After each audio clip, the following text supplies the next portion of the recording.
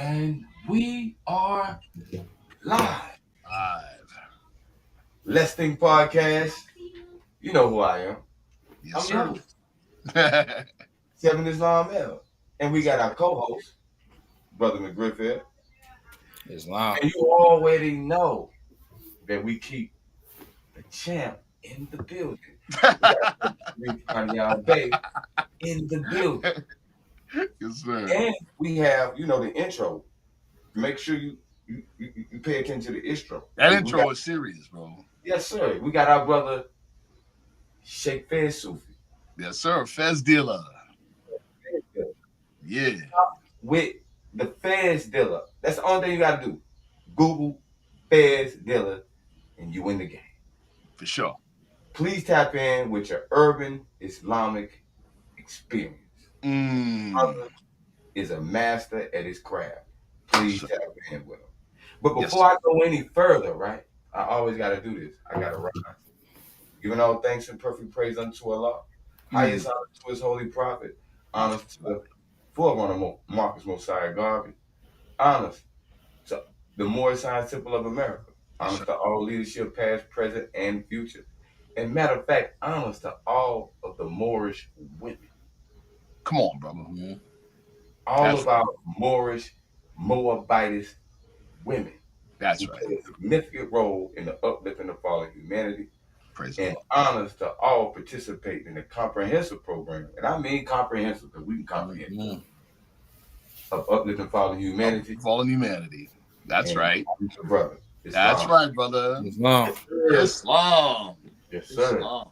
I want to do the same, brother. I want to rise giving praise to Allah.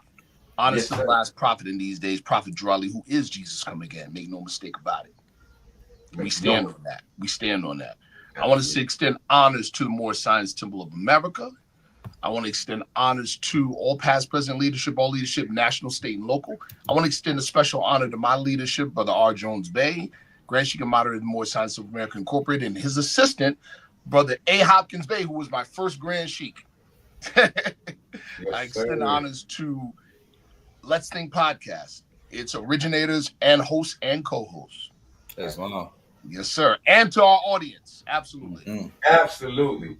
And look, I did, and I want to say, pardon me for not mentioning honors to my leadership.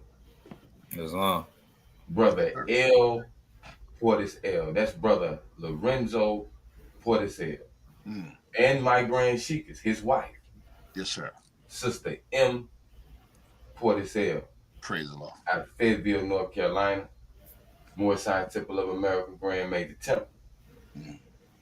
Honors. And I love y'all and appreciate y'all for everything you do for me. For sure. Everything that you do for the Moors in this vicinity. We love you. We respect you. We honor you. And we move forward. Yes. Absolutely. Guess what, though? We got a topic tonight. We got a topic. Yes, sir. Because, see, Mo. Yes, sir. This topic of nationality. Yeah. Is it important? Oh, my God. So, is it, matter of fact, some people would say, is it even necessary? Right. Listen, it's funny, earlier today, and I'm seeing more and more posts like this. Wow, it's crazy. More and more people are speaking to the autonomy, a socio-political and a socio-cultural autonomy of Asiatics in America, right? Which our prophet Noel Drali agrees with. Agrees that we, because again, the whole proclaiming of nationality in the first and primary sense is to affect the uniting of the fallen Asiatic sons and daughters of North America. Or as the prophet said it, the uniting of the Asiatic nation in the states of North America. Just like you would unite. Say it again. Yeah. The uniting of the Asiatic nations in the states of North America. Just like you would unite a German nationalist, maybe would unite the German nation in the states of North America. In other words, German Americans. Get it? Yes, sir. There you go. So what's the direct implication? We're a nation of people. Absolutely. Okay. So I agree that, yes, we have an autonomy as a nation.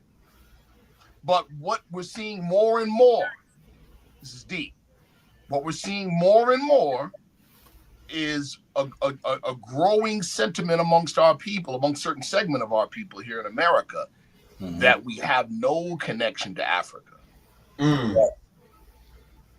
See? Right. Because we're still thinking either or instead of both and. Yeah. Hold on. Whoa. Let's because now we're gonna jump on like I may be going forward. Go ahead, brother. Presentation, but I got it because you said what you just said. Yes, sir. So you saying that has nothing to do with Africa, right? A lot of literally that's what's being said. It's like, in other words, this is what they're doing. They're saying, no, we're indigenous to the Americas. Right. And saying we are not African descendant. Well, here we go. The prophet speaks to us about a great earthquake, right? That separated a landmass. Right? This particular landmass, let's just say it's America and Africa. Okay. Right? As we know it today. Right? Right. So, let's look at it this way. One night, all of us, we were chilling. We just got through having a family gathering. Right. We all lay down, go to sleep. A catastrophe happened. Yes. We wake up.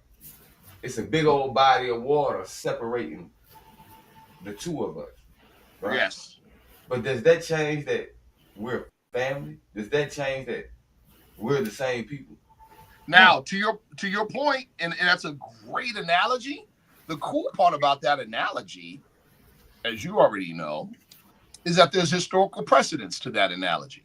Absolutely. There was a scientist and botanist in the 18th century, 19th century, early 19th century, by the name of C.S. Rafinesque. That's Rafinesque.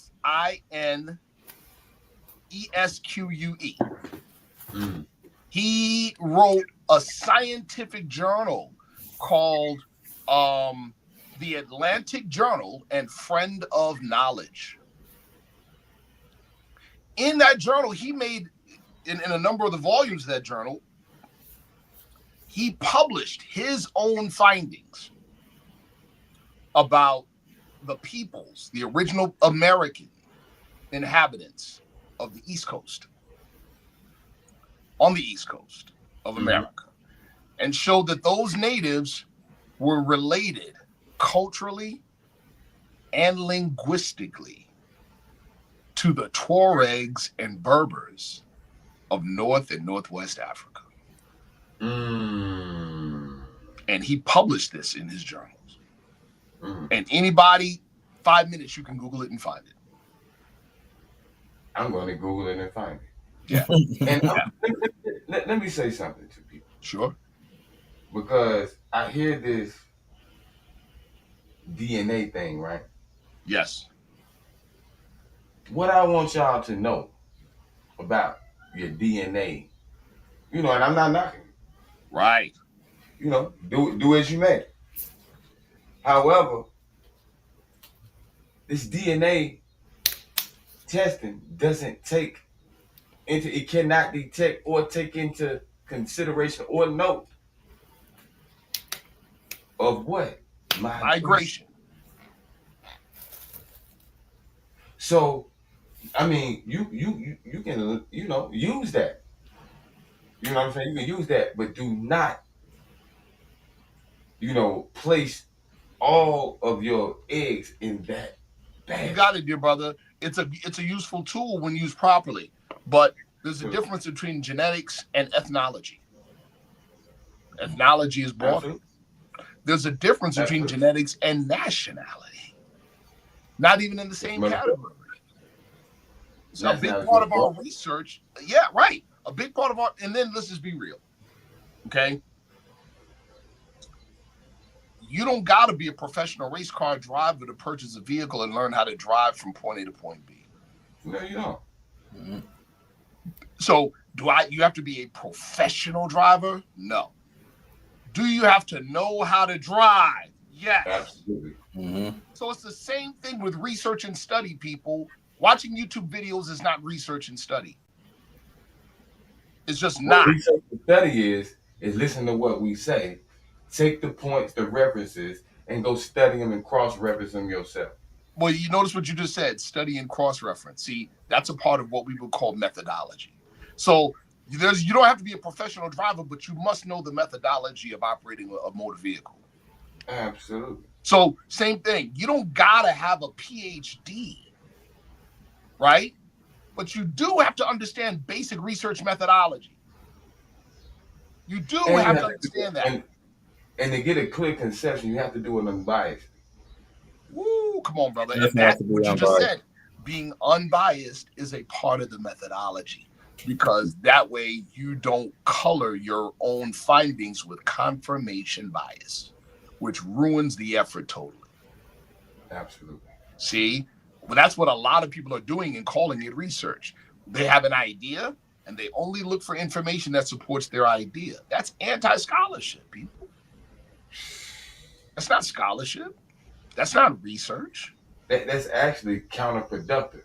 You know what it really is? It's low-level propaganda. No, it's not even low-level propaganda. It's high-level propaganda. Yeah. It is. Yeah, it's propaganda. That's all propaganda is. What they say that you will believe. There you go. See that? You know what I'm saying? And not to get off topic, right? Sure. But I'm looking out into this political landscape. You know what I'm saying? And where we are as Americans, and what's going on here and there. And bro, let me tell you something. In these days and times, right now, if they tell you right, go left. I promise you. If they tell you dead center, you off 45 degrees. Yo, that's real, brother. Bro, we're in a space right now that I don't think that ones will even exist or even be able to coincide or coexist in this growing social arena.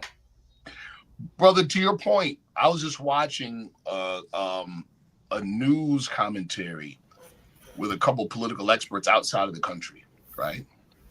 The rest of the civilized world officially recognizes that the United States is now a rogue nation. Mm-hmm. You hear what I just said? Mm-hmm. A rogue nation, not, what do we mean by rogue nation? We mean a nation that whose governmental structure and landscape is crumbling.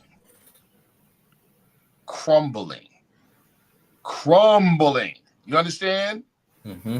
We're in a situation now where it doesn't even take a lot of serious looking or introspect or looking. It doesn't take a lot. Yeah. And you have key political figures openly and brazenly committing illegal acts to put money in their pocket. In other words, using their government position for personal gain. That's been going on for years. But now it's done openly. Like, it's just in your face. Because, I mean, most people don't know what to do. Well, okay, see, that's deep, and that goes right, that dovetails right into our topic. Notice what you said, Brother McGrifffield. Most people don't know what to do. In other words, they don't even know how to access their own government properly. They'll say power to the people and the people rule. That's what a Republican form of government is. Well, if the people rule, why are the people not powerful? Because they don't know how to rule. Because, brother, they're out to lunch. Our prophet said it this way. He's used religious terms. He said, when men fear Allah and take him for a foe, they dress up men in fancy garbs and call them priests, right? And they bribe those priests to bribe the God to buy his favor. See what I'm saying?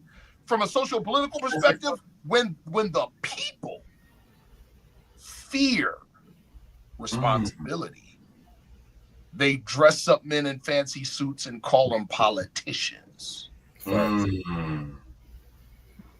That's a fact. And play the game backwards. Instead of the people ruling by way of the elected representatives, they treat the elected representatives, their employees, like the boss. And say, fix it, I'll be back at 3 p.m. You see what I'm saying? So the people are not powerful because the people are not ruling. They don't want the responsibility. Allow me to say this, brother. Yes, sir. And that's powerful. When we talk about the people, yes, sir, and ruling, right? First and foremost, before you can rule anything, you gotta know thoroughly what it is you are governing and ruling. I promise you. I promise you. Thoroughly, as the prophet told Brother Emiliel. Yes. That he must be what? Perfect along all lines of Moorish procedure. All right. Which means he had to study. So as citizens of this United States of America, that's right, it's our duty to know. Come on, brother. 98%. And I'm talking about of us. I ain't even talking about pale skin, European, any other nationality. I'm talking about us. Right. But 98% of us, and I ain't even talking about 85%, I said 98. And I might be being generous. But 90% of us are not even in the venue to have the conversation. Brother, it's the absolute fact. But now, here's the thing. Sadly, as you already know, that's most of America, regardless of national origin. Facts. The only difference between them, let's take the Europeans, and us, they're not much more educated on civic matters than we are. Not much more. The difference is that they participate and we don't. Right. That's the biggest difference. They actually participate. We don't participate. Act 7, Mo. Or watch this. Act 4.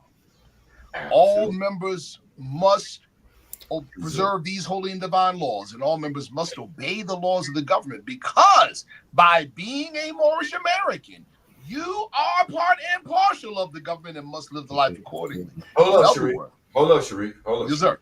Hold up, Sharif. You're wrong. You're wrong. Because, that Constitution speaking about the United States of America. It's speaking about the Moorish government. Right. I'm glad you brought that up, brother. You're wrong. You know what I'm saying? Because what Constitution acknowledges another government? Every other constitution of any other corporation produced by the government. Bingo. Did y'all catch that? There is no law. See, you know what, bro? Our brother Sheik 7 ate his spicy cookies today. I'm telling you. Let's go. I like that, because these are things that have to be addressed. Hey, guess what? As it relates to nationality. I'm devil's advocate today.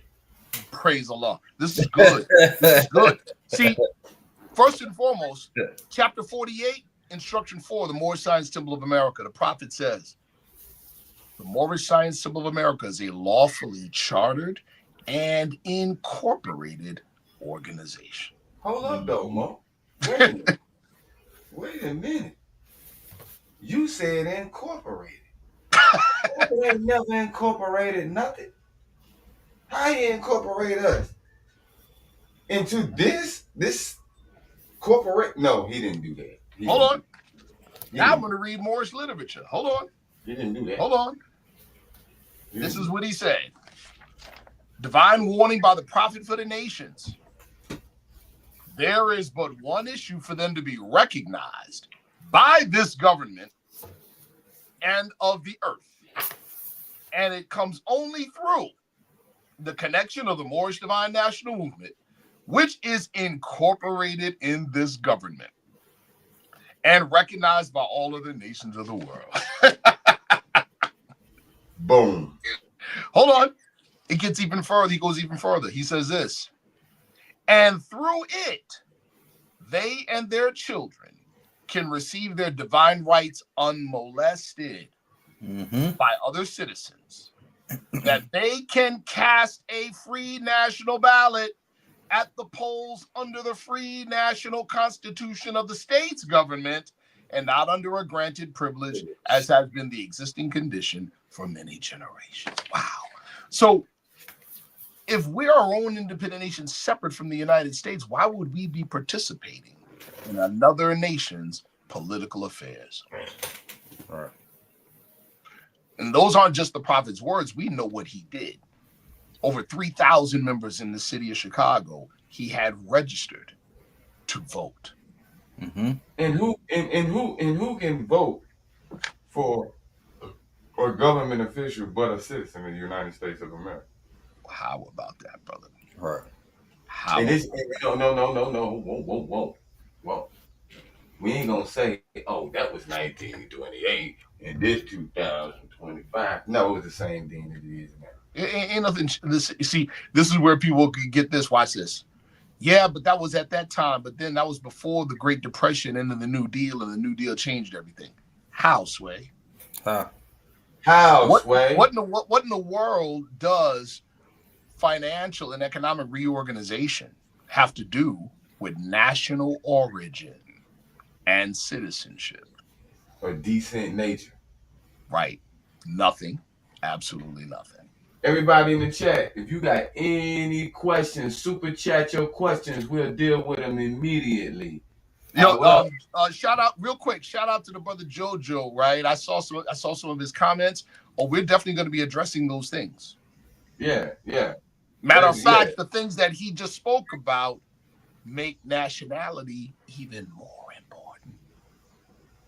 Absolutely. Even more important, people. See, and to go back to your original question, Sheikh Seven, you have a lot of people, and this has been going on for a long time, and it's our fault because we haven't adequately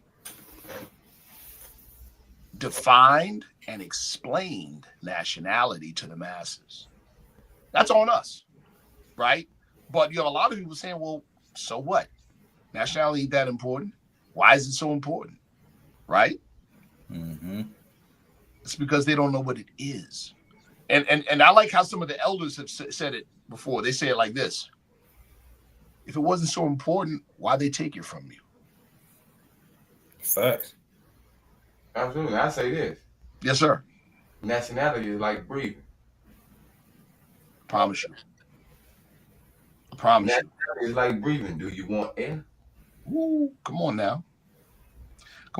Now, exactly. But see, you can say that because of who you are and what you know, right? So we're going to present this topic as if no one knows. Perfect. Well, let's Yes, sir. Say it again, brother. Let's get it. Let's go. Let's get it. Yep. Load it up, brother, man. You're gonna get on your muffin tops out here. Everybody share this. Share this right now. Share it right now. Hit the like button. Please hit the like button. We need you to hit that like button. I'm gonna go check a minute too. You know what I'm saying? So, it don't take minute or second to hit the like. Yo, brother, the Ashnell Young made a dope comment. You opened my eyes with when you said every American is hyphenated. Yo, it's a fact. But see, we again, remember, people, we have to understand context. When we say American, you have to define it within the intended context. So if we're talking about original inhabitants of the American continent, we're not talking about a nation or citizenship. No. See? We have to be proper with our context. See, if we're talking about citizenship, now we're talking about being part of a political community. Mm-hmm. Mexico is a political community. And what is it called? It's called Estados Unidos de Mexico, United States of Mexico. Mexico has states too. See that? Mm-hmm. So, and it's on American soil, right? So we have to be proper with our context and accurate with our context. If we're saying American, are we talking about just mere inhabitants? Are we talking about original inhabitants? Are we talking about citizens? Or citizen just means member of a political community.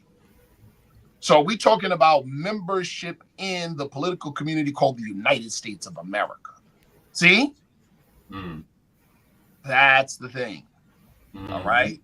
So we have to be very clear on these things. And to Anael Young, right? Point. Even our, follow me, and of course, there's other moving parts and nuances to what I'm about to say. So it's not as simple and cut and dry as this. But let's say you had a member of the Algonquin tribe, right? Mm-hmm. That became a member of the political community called the United States of America. Mm. That means they now have a flag of their birth, which is stars and stripes, and a flag of their ancestry, which would be their old nation or tribal standard. See how that works? Mm-hmm. This is just basic Americanism. See our problem? And it's due to our heavy socialization, right? We're socialized into, here's an example. We learn in grade school that connective tissue, tendons, ligaments, store and release power. But we're socialized into believing that muscle does it.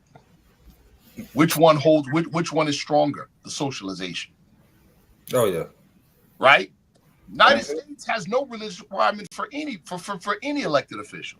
It favors no specific religion. But let society tell it this is a Christian nation. Yeah.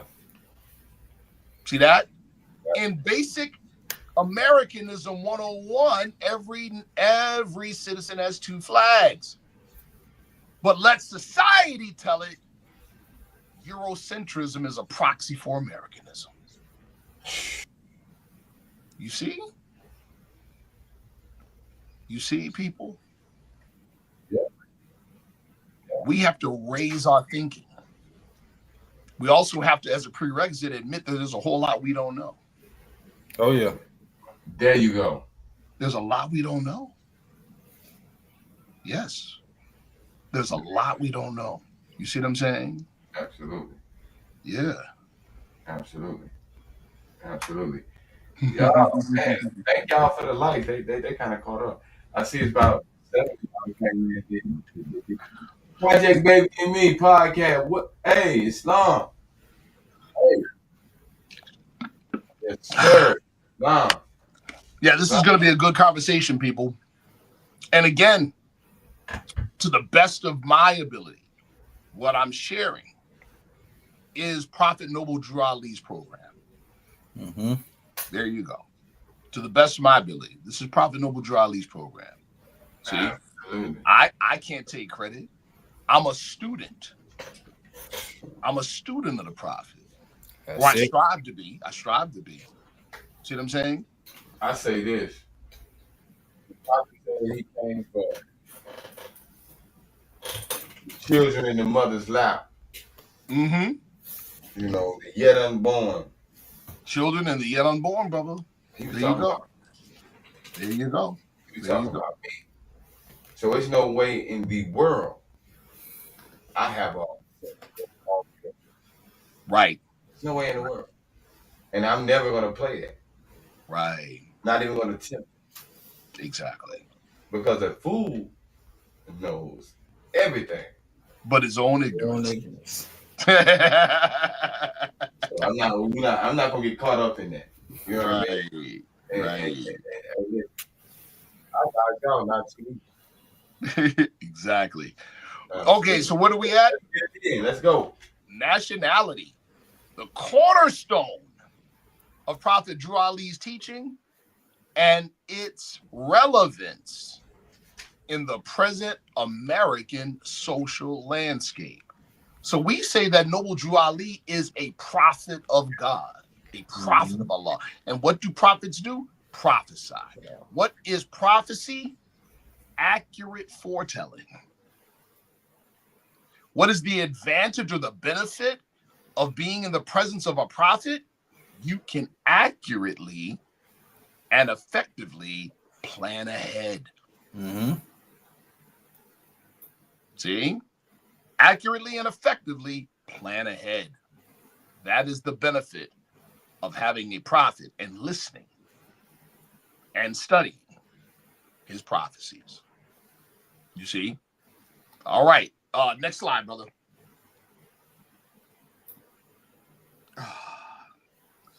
These are quotes from Prophet Noble Drew Ali in the 20s, right? Act 6 from the Divine Constitution and Bylaws. With us, all members must proclaim their nationality. And we are teaching our people their nationality and their divine creed. Okay, stop. There's a lot in that statement. First, it says with us. Who's the us? Members of this organization and movement. So with us in this organization, we must do this. No options. No options. It says, and we are teaching our people. In other words, we as members of the movement and the organization are doing what? Teaching our people. In other words, those outside of the organization, their nationality and divine creed, meaning what?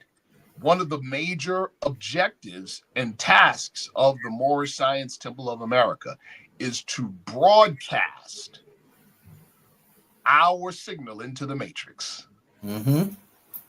Is to broadcast and normalize Moorish American identity and nationality. Notice I use those two things as separate. That's another thing that people tend to think. Nationality and national identity are one and the same. They are not. They are not. See, we lost nationality when we started fighting amongst each other 500 plus years ago. See that? In other words, we lost the quality and character of nationhood. But we still had the national identity. You got it, dear brother. Bingo. We knew exactly who we were when we fell. So there's a difference between nationality and then being yourself. I'm sorry, let me back that up. There's a difference between national identity and then being the thing you identify as. See? A lot of us in the movement have given up the names that delude to slavery, but not the principles. Facts. So talk to us about principles. Man, okay. Real simple, right? You walking down the street and you see a guy with a red rag hanging out of his pocket, you already presume a set of principles are associated with this individual. Am I right? Absolutely. But if he starts throwing up C's, I'll be like, something ain't right. Okay, bro. Okay. He's cosplaying. You're confused. Or you just playing and false claim. Yeah. Yeah. See what I'm saying? There you go. Yeah. There you go. So that's that's kind of a raw example, but an inadequate one, an apt one, right? It's exact. You look a particular way. You have that fez and turban on, which we know the rest of the civilized, listen close, people, the rest of the civilized world knows that represents high culture. The rest of the civilized world knows exactly what that represents. So just like you in the hood know what that red rag means. Absolutely. So if you act contrary to the red rag, it's a problem. Well, guess what? It's a much more broader comprehension than people think. Absolutely. Absolutely, brother. Absolutely. So this is what we mean by we are teaching our people their nationality. In other words, okay, you know the identity. You know who you are, who your forefathers were. Great. Great, cool. But do you know how to live the life? Do you know how to do that? Do you have a vehicle that allows you to live the life and express it in real time? Mm-hmm. What is that vehicle? Community. That's why. See what I'm saying?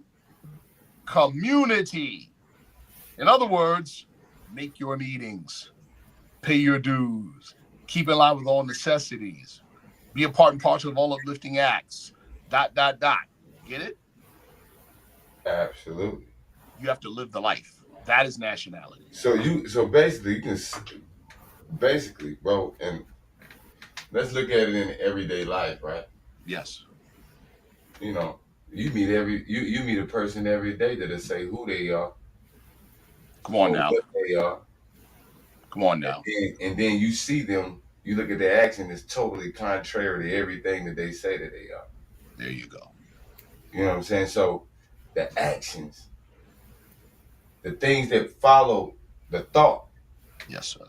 Or the precept or the conception of a particular thing. You know what I mean? Yes. In other words, our heart and tongue should not be at variance.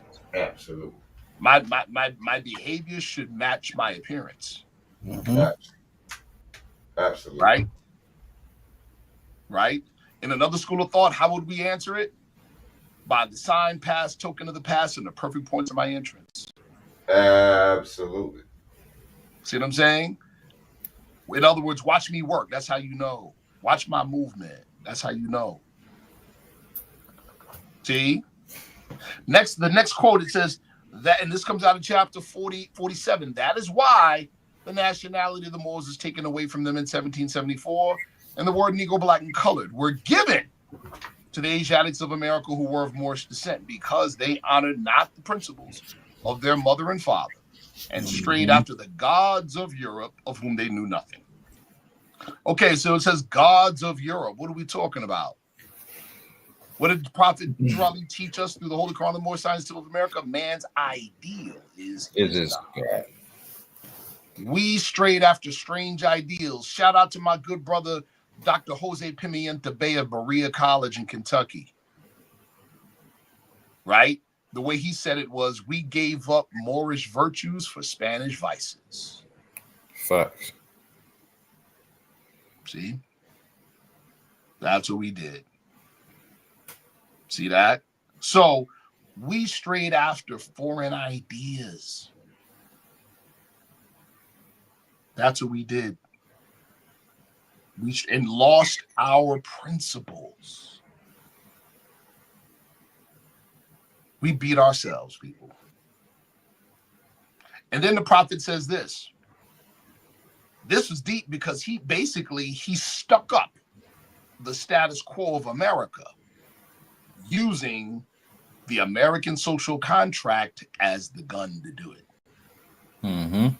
He said, if Italians, Greeks, English, Chinese, Japanese, Turks, and Arabians are forced to proclaim their free national name and religion before the constitutional government of the United States of America, it is no more than right that the law should be enforced upon all other American citizens alike.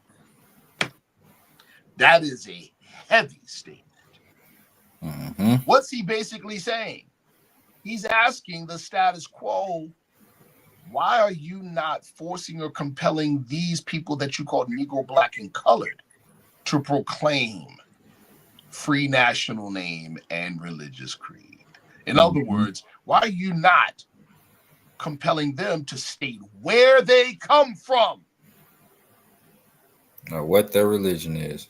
Right. So earlier, before we started, we talked about how there's a growing number of our people here in America who, yeah, rightfully see our people here in America as a nation, yes. But then, in my opinion, and the prophet's opinion as well, erroneously separate ourselves from the African continent. Mm-hmm. And will then go so far as to say, listen close, they'll say, and I'm quoting, black is an ethno-nationality. How, Sway? Yeah. And they're compelled to say that, again, to reinforce autonomy, but an autonomy in opposition as opposed to an autonomy in conjunction. Our prophet looked at it as an autonomy in conjunction. In other words, we're still connected to the families and nations. Mm-hmm. Absolutely. Well, we'll look at it this way, Sharif. Yes, sir. The prophet used a very specific word. Yes. He said inhabitants. Inhabitants. He said descendants of the inhabitants of Africa. Oh, so that means it's possible that they're actually not necessarily originating from this particular point of geographical location. They just established it. Here's the other part too. Watch this. Again, like we said earlier, we have to raise our thinking, people. In other words, we have to make our thinking more nuanced and less childlike, less oversimplified.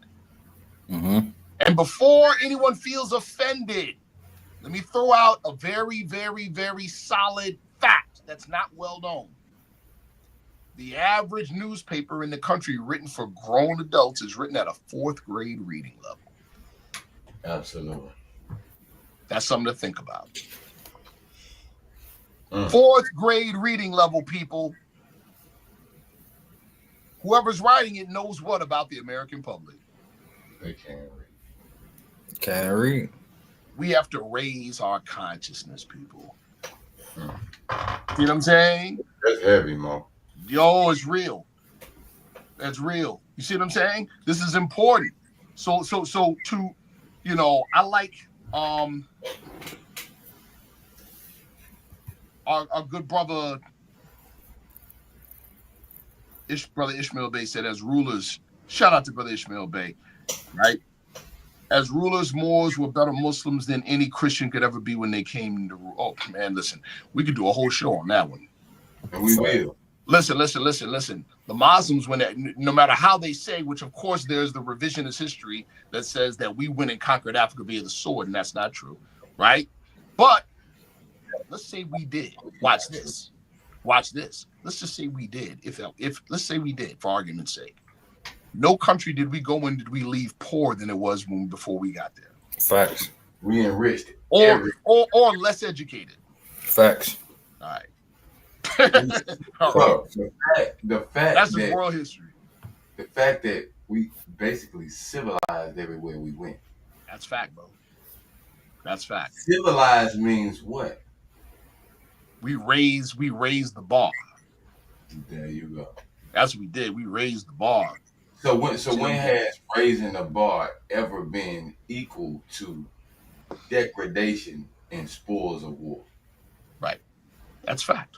So again, we have our thinking has to become more nuanced. It does. Our thinking has to become more nuanced and more mature, not so oversimplistic. Because when we make it oversimplistic, that's like having a vocabulary of only 150, 200 words, which is, this is what I'm about to tell you, the average vocabulary range of urban America. And you wonder why we have so much infighting and conflict. It's because of a lack of communal understanding and a lack of tools to adequately communicate. Fact. If all I know is red, yellow, green, that's my answer to every question you ask. No, for real, until you know something different. There you go. See? So even the topic of nationality and all the subtopics around it require us to raise the bar on our understanding. It requires us to make our thinking more nuanced. It requires it. You see, it requires it. Okay. So that's important. We have to say that ahead of time. Right? We have to say that ahead of time. And if the purpose of nationality, which we said before, it's a means to an end. What is the end? The uniting of our people in America. Right? The uniting of us. Okay? Then we have to, okay, so if it has nationality, the means of nationality is to affect a functional unity. A functional unity. That means that nationality ideally should be broad enough that it can encompass tribalism. It can encompass ethnology. It can encompass genetic similarity. It can encompass all of these things. All of them. In other words, we could still be a part of the Moorish movement and still keep our tribal identity. It won't disparage it. It doesn't have to be either or. See? You don't have to give up something about yourself. See that? All right. Next slide. Let's go. Oh, wait a minute. Wait, before we go any further. Like I said with in the last paragraph of this slide, the prophet stuck the status quo up with this statement. In other words, he's tacitly asking, do you derive a benefit by keeping these people ignorant of national origin? Facts. Because according to the historical records, there is no Negro or attached to the human family. Right. Right. So even if we say, okay, we want to express this autonomy of our nation here in America, and we say black is an ethno-nationality, that means it only goes back to slavery. How about that? Oh, wow. We're right back to up from slavery. Right back to where we started. See what I'm saying? So we are a clean and pure nation. What do you mean by clean and pure? Innocent, new, fresh. But we're still tied to old ancestral, old world ties. And we'll gain no respect being anything other than connected to that. Now, does that encompass American indigenous status? Of course it does. So like, here's one of the problems, and I'm kind of jumping ahead of myself. Here's one of the problems with those that critique the whole African descent thing. Their thinking regarding African descent never goes past slavery. But our good brother like Clyde Winters has an excellent paper out there. Excellent paper showing genetic connection of ancient Mexicans to African inhabitants. Pre-Columbian era. See? Pre-Columbian era. Whoa. Right. So, once again, we have to broaden our thinking. See, so when we say African descent, we think that's synonymous with the African transatlantic slave trade. No, so right. Question, and so other people will be like, well, wait a minute, my family tree, we weren't slaves. Of course not. So the question would be, what do you mean? Yes. By African descent? What do you mean by that? There you go, brother. But again, now we're talking about. Go ahead, brother. Say it again. We have to contextualize the state. We have to. But see, without knowledge of suppressed history, because there's a reason why certain history is suppressed, to reinforce and protect the current narrative on history. Here we go again. See, what is the pervading narrative on history as it relates to our people in America? We were all imported here as slaves. Facts. That's a false narrative. The biggest. And why is that so important?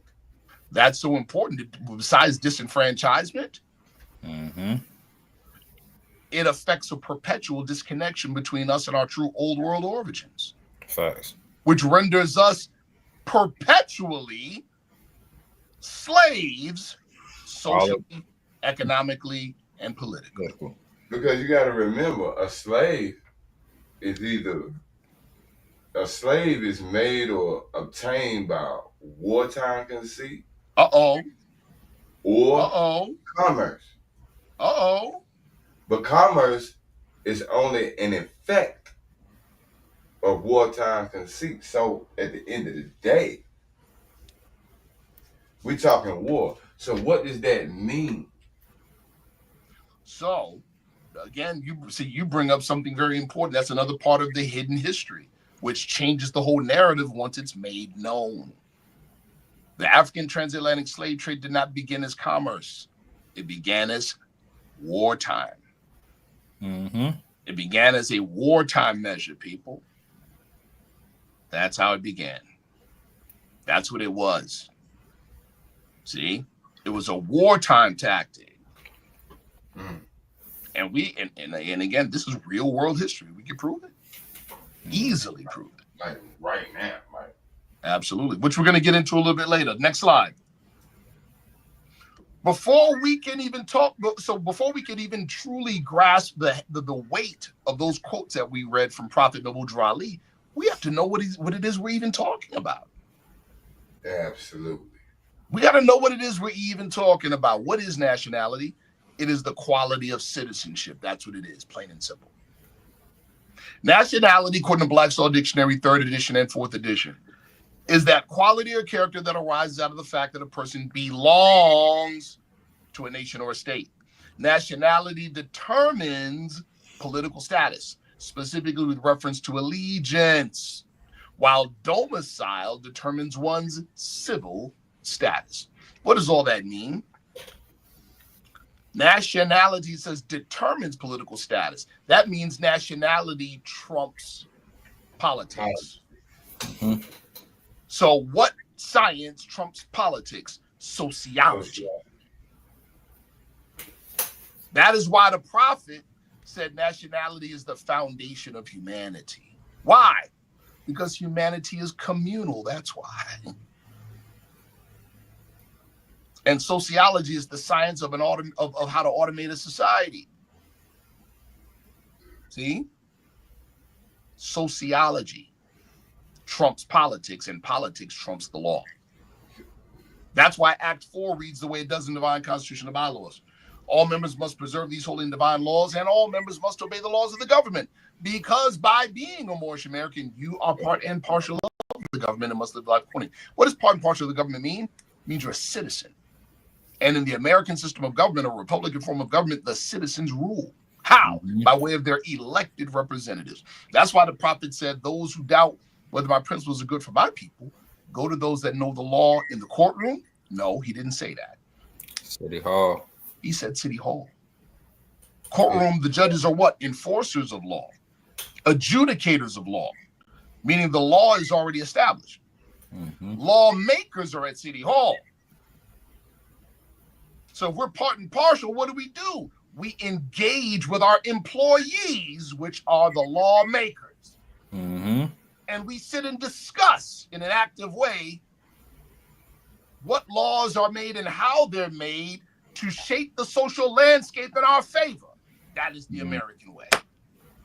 Absolutely. Honors and gratitude, Nazarene at Scene TV, one of our moderators with the Rich Gang. Yes, sir. Honors for the $5 super chat. He said, "Peace and love and salute, fam." Yes. You know, he's a supporter, man. He's always, man, and love to you, brother. I appreciate it. Yes, sir. Yes, sir. Hey, let me say this, Sharif. Yes, sir. Because when we start talking about citizenship, right? Yes. Brother, we ain't no citizens. Nah. What do people say citizen is a subject. Yeah. And a subject's a slave. Yeah. So we sovereign, Mo. Like brother, we sovereign. How a citizen? Wait a minute. They'll say a sovereign can't be a citizen, so the term sovereign citizen is an oxymoron, right? It's like saying black, white. Right.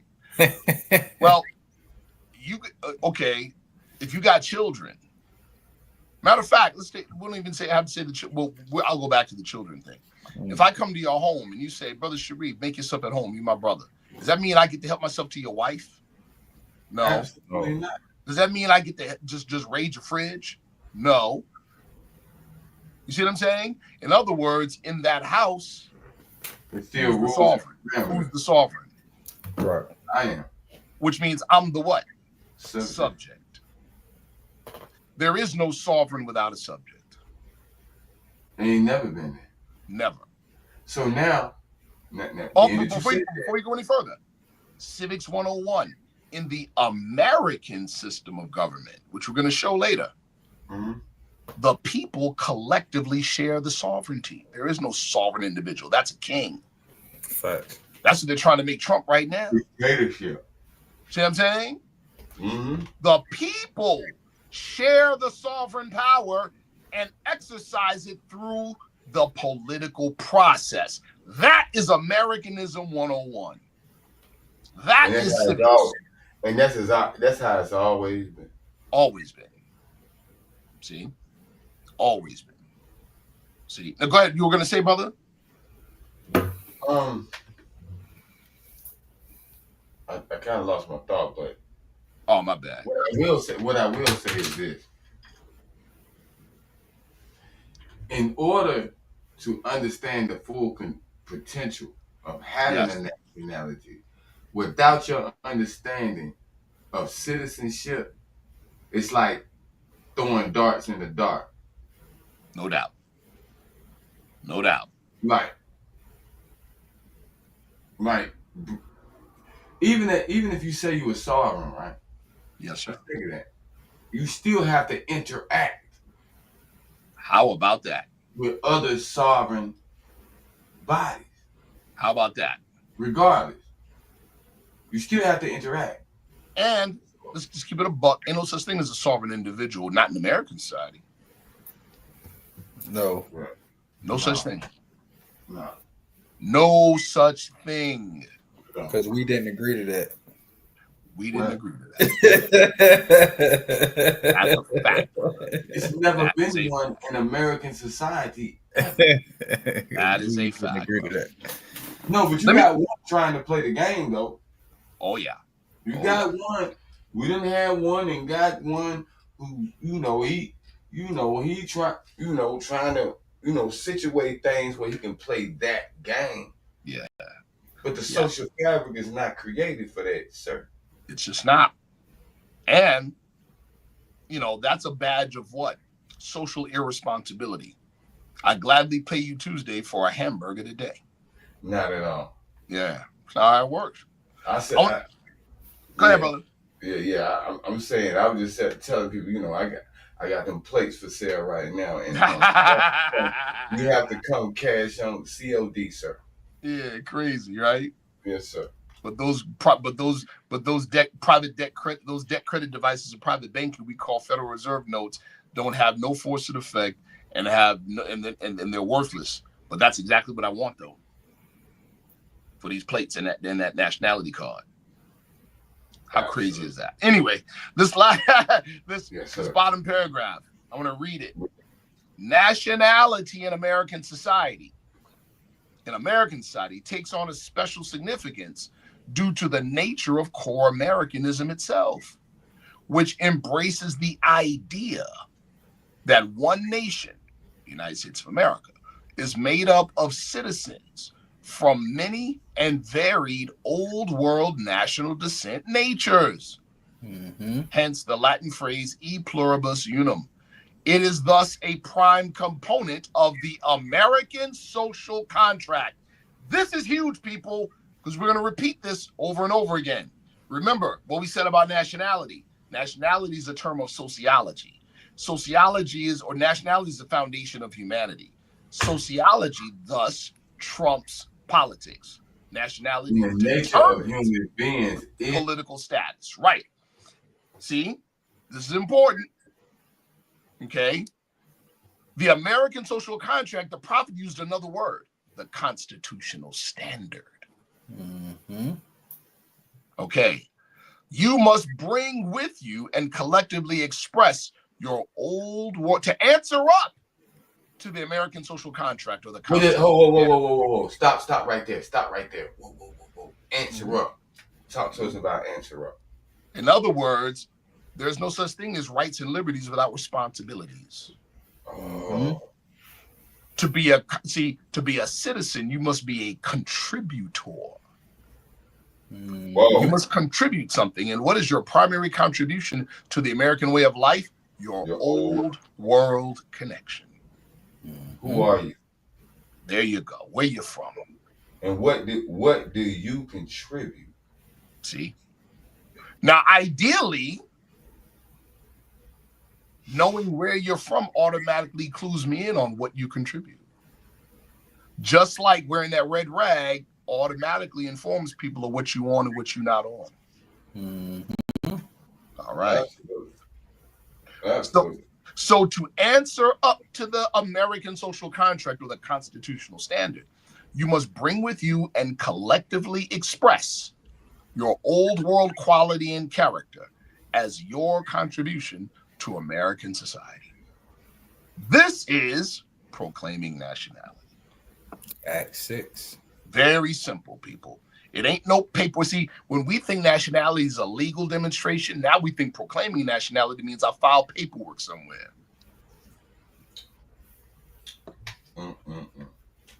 You can't file a quality or character, people. You have to live it, period.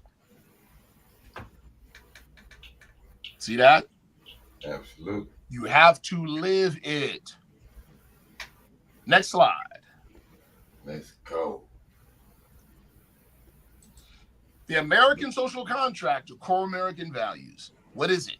It is an unwritten agreement between the government and the people of the United States, outlining the rights, responsibilities, and expectations of both. It is a framework where citizens consent to be governed in exchange for protection of their rights. Say it again? I got to take a break right quick. Y'all go ahead. Okay, no doubt. It is a framework where citizens consent to be governed in exchange for protection of their rights and promotion of the common good. Mm-hmm. It is a collection of foundational principles, historical precedents, and evolving social norms. This is deep, people. What are you all getting right now? Basic Civics 101. What is civics? It is a part of political science that deals with the rights, duties, and responsibilities of citizenship. More specifically, in American society, how the boss, which is the American citizen, we the people, how the boss accesses his employees, the government. Now you can clearly see why in 2025 and what we see going on right now, why Brother McGriffith was 100% correct when he said most people, or Sheikh 7, when he said 90% of Americans don't even know what Americanism actually is, much less how to access their own government. Now you see that is the result of what we're talking about right now, being removed from compulsory education. Civics used to be taught in school. Now you see why it's not. Because now you got to hold people accountable. There you go. And you got to hold yourself accountable for what you didn't know. How about that? Because what we don't know now, or what we didn't know then, versus what the effects of that is today in today's time is crucial. Yes. It's very crucial. And I speak about this a lot. Prime example with the whole quote unquote deportation thing and how businesses are moving here and there and what's dead and what's that. It's the effects of yesterday. Well, the decisions of yesterday that is affecting today. Right. We are seeing the chickens of yesterday coming home to roost. Facts. That means that's what we're seeing. So these are foundational principles of the American social contract. Limited government, the United States Constitution, which is a cornerstone of the social contract, establishes a limited government with defined powers. Individual rights. The Bill of Rights guarantees fundamental rights like freedom of speech, religion, and the press. It doesn't give them, it guarantees them. Mm-hmm. Popular sovereignty. We talked about this. The idea that political power ultimately rests in the people who delegate authority to their government. That is the definition of a Republican form of government, people, right there. The people rule by way of their elected representatives. Again, before we can really get into the topic of nationality, you first have to understand what it actually is. Mm-hmm. All right. Rule of law.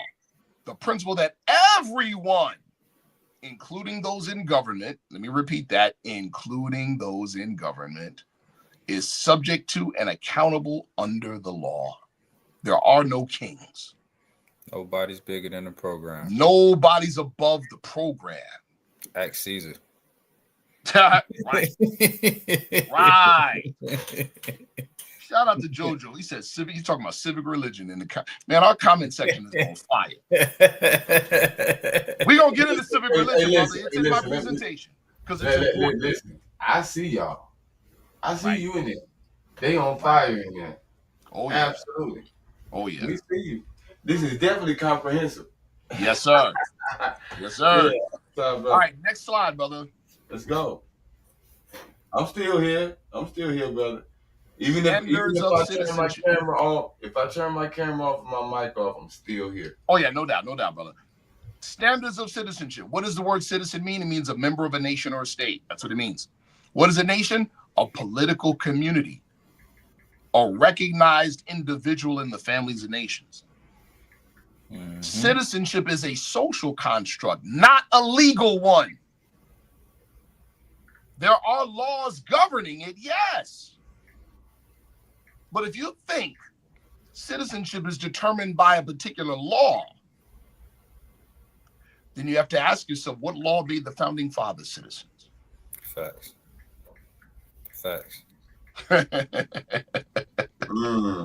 See? Citizenship is a social construct. It has political and legal implications.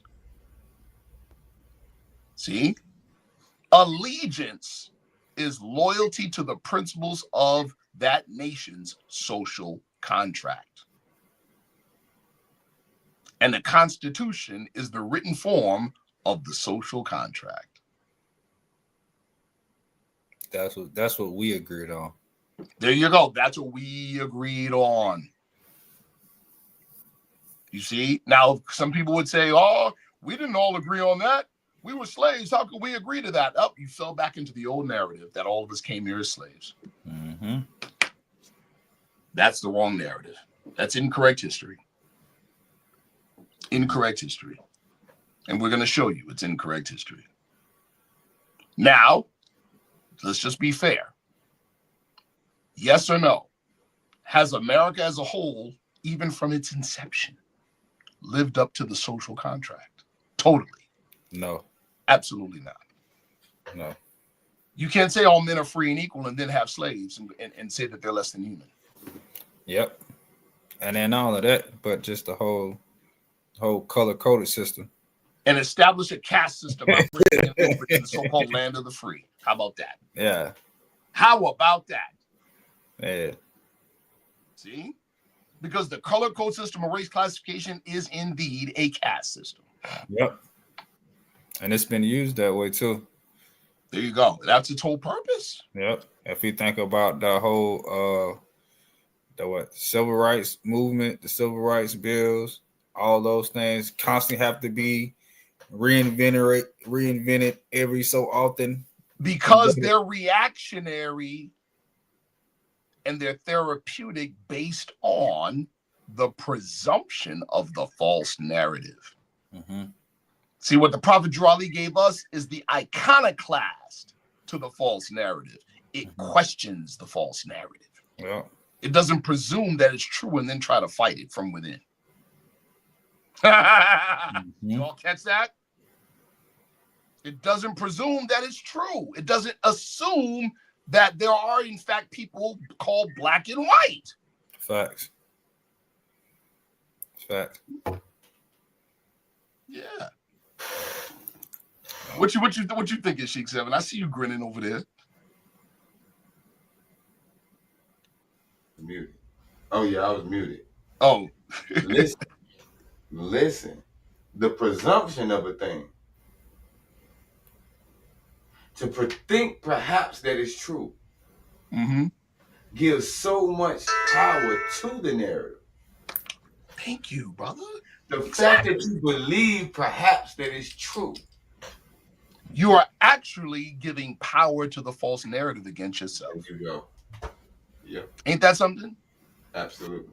During when I did the debate in 2016 against Brother Reggie in Harlem, I said, if you support the color code caste system, the color code system of race classification, you are a white supremacist. Period. It's that simple. Yeah. You are. You know what? I love our brother JoJo. I'm getting tired of him though. He keeps jumping ahead. Facts. I see it. JoJo. He keeps jumping ahead, man. Yo, who slipped you my presentation, bro? Hey, listen, everybody, super chat your questions. For sure. Support the channel. For sure. Get the channel cash out. For sure. Support the channel.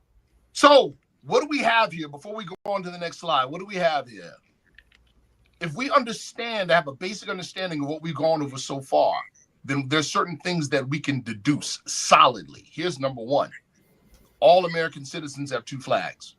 Yeah, because the American system is, at least in a social perspective, what we call in higher orders, a manifestation of the magnum opus.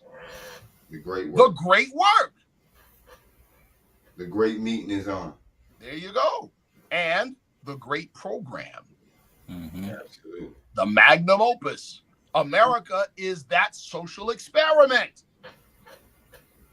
Absolutely. And in that social experiment, based on what we've gone over thus far, we can deduce certain things. One, there is no room for color code race classification. Nope. There's no room for it. Nobody ever says that a t-shirt that says "Kiss Me, I'm Irish" is racist. See? Okay. So, because what are we talking about? Are we talking about race or are we talking about nation? National descent. We're talking about national descent. It's a totally different conversation. Absolutely. Totally different conversation, people. So we say nationality, we're talking about a bit different. If we're talking about it from the identity perspective, we're talking about a particular type of identity, which is socio-political identity. There's ethnic identity, religious identity, quote unquote racial identity, and then there's socio-political identity. Socio-political identity is all inclusive. Yeah. It is the most adequate choice when we're trying to unify a diasporic people. That's just pure logic. You see? So we can deduce those things. One, in true Americanism and core American values, there's no room for color code race classification. No room. None. No room. Two, there is no state religion. No. There is freedom of religion. Practice as you will. See that? There is also the prerequisite. There is a social contract and a prerequisite, which is the constitutional standard. To contribute to American society, to contribute to the ideal of the new world, you must say where you came from in the old world. So those three things we can deduce from what we've gone over thus far.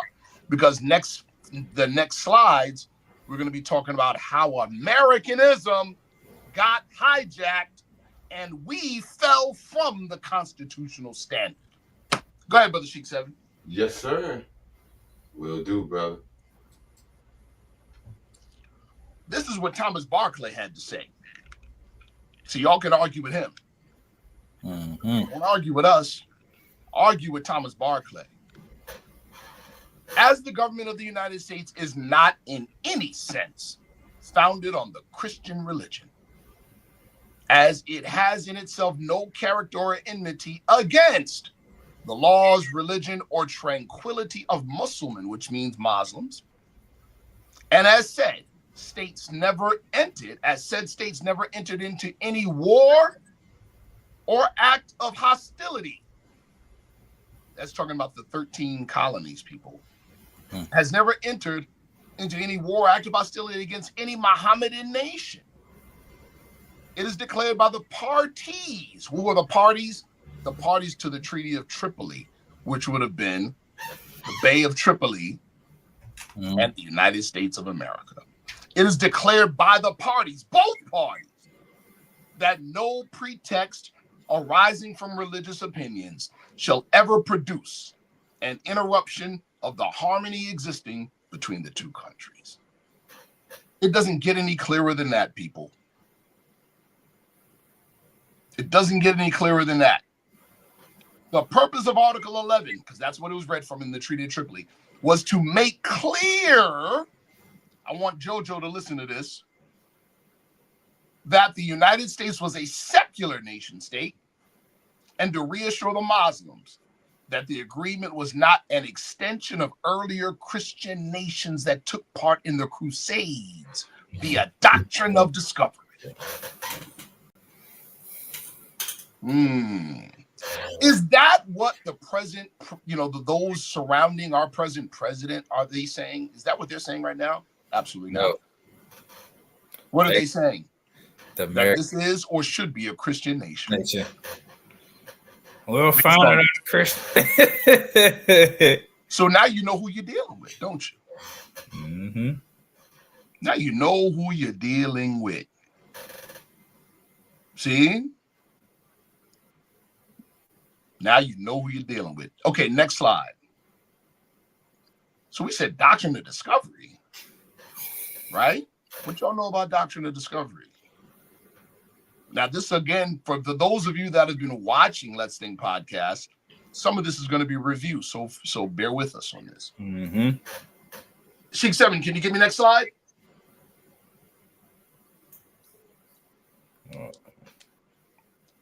Our brother's multitasking. Oh, there we go. No, we're not. He's multitasking well. All right. Foundation of doctrine of discovery. In other words, what hijacked true Americanism? The subversion of the true American ideal. We have 1, 2, 3, 4. There are actually more, but these are 4 key papal bulls. What's a papal bull? An order and decree from the Pope. That's what they are. These papal bulls became the foundation for the doctrine of discovery, the official justification for the global African slave trade of the 15th and 16th centuries, and the age of imperialism, which we are now seeing on its final decline right now in 2025. Facts. This doctrine of discovery ushered in the age of Euro imperialism globally.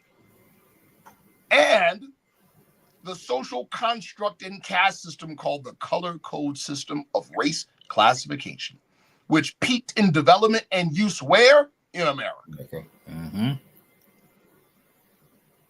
These 4 papal bulls, one of the ones I speak about most often is this first one, Ilias Quae Pro Divini, issued by Pope Eugene IV in the year 1442. What did it do? Before we go any further, generally when you hear about doctrine of discovery, you hear about how it disparaged, listen close, Native Americans. It is doctrine of discovery, the truth of its origin, that throws more light on the connection between Native Americans and African inhabitants. Yep. More both and, as opposed to either or. Yep. See, because Doctrine of Discovery began with Ilias QA Pro Divini. And what was that? That was the papal bull that officially authorized the African transatlantic slave trade. That was the one that did it. It was authorized, or it was decreed by Pope Eugene IV. He called it a special crusade against the Moors and the Saracens. The foundation of Christianity was founded in Rome. In Rome. That's what our prophet said, didn't he? Mm-hmm. It initiated the ideology that African enslavement by Europeans was a continuation of the Crusades, and thus approved by God himself. God wills it. Deuce Volt. That's right, bro. That's right. That's where that comes from. See? The next one, Dum Diversas, authorized by Alfonso V of Portugal to reduce any Moors or subjects of the Moroccan Empire or non-Christians to perpetual slavery. It is the erasure of national character. Dum Diversas is denationalization of the Moors. Boom. See that? Later duplicated domestically in the year 1774 in Philadelphia, Pennsylvania, October 14th. All right. Romanus Pontifex by Nicholas V in 1455 extended to the Christian nations of Europe dominion over quote-unquote discovered Moorish territories during the Age of Discovery. Why do you think Columbus, one, was present when Granada capitulated in 1492 and Muhammad Ez-Zaghal handed over the keys to Granada to Ferdinand and Isabella? He was there. Columbus was there. And then 2 months later was sailing on the ocean blue. Mm-hmm. That was based on Romanus Pontifex. Encouraged enslavement of native and non-Christian peoples in Africa and in the New World. Mm-hmm. All done as a continued prosecution of the Crusades against the Moors.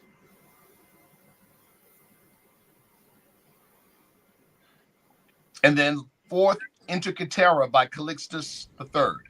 A new crusade against the Moors. A new crusade, yes. It confirmed Romanus Pontifex and granted the Order of Christ. That was a military order from Portugal, people. Mm-hmm.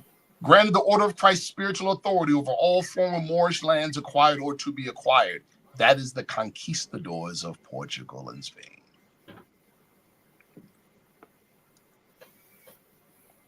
See? What did we just give you just there? The old world foundation of American racism and global Euro imperialism. Especially here in the South. Oh, yeah. You all definitely feel it and still see it in the South. Right in your face. Watch this, people. Knowing what we just said just now, you can now connect dots. What was one of the main weapons of our fall in Spain? The Spanish Inquisition. What were they doing? Drawing and quartering, torturing, all kinds of stuff. To do what? To burn, to torture out of you, out of the way your forefathers thought. It was to kill a thought, kill a way of thinking, kill your old world civilization. And on the ashes of it, they built a new world civilization. Now, okay, knowing what you know now, it's not hard to draw the connection between the tortures and the fires of the Holy Office during the Spanish Inquisition and lynching culture in the South. Facts. And now you can readily see why they would announce lynchings at picnics and announce them in churches during announcements. Boom. Yep. Boom, boom.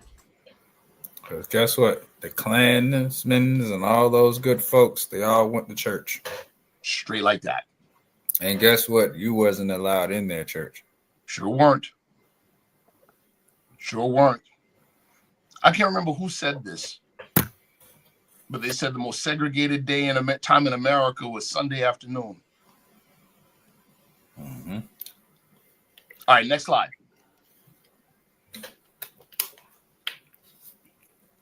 Oh, no, go back. I think you went 2 slides.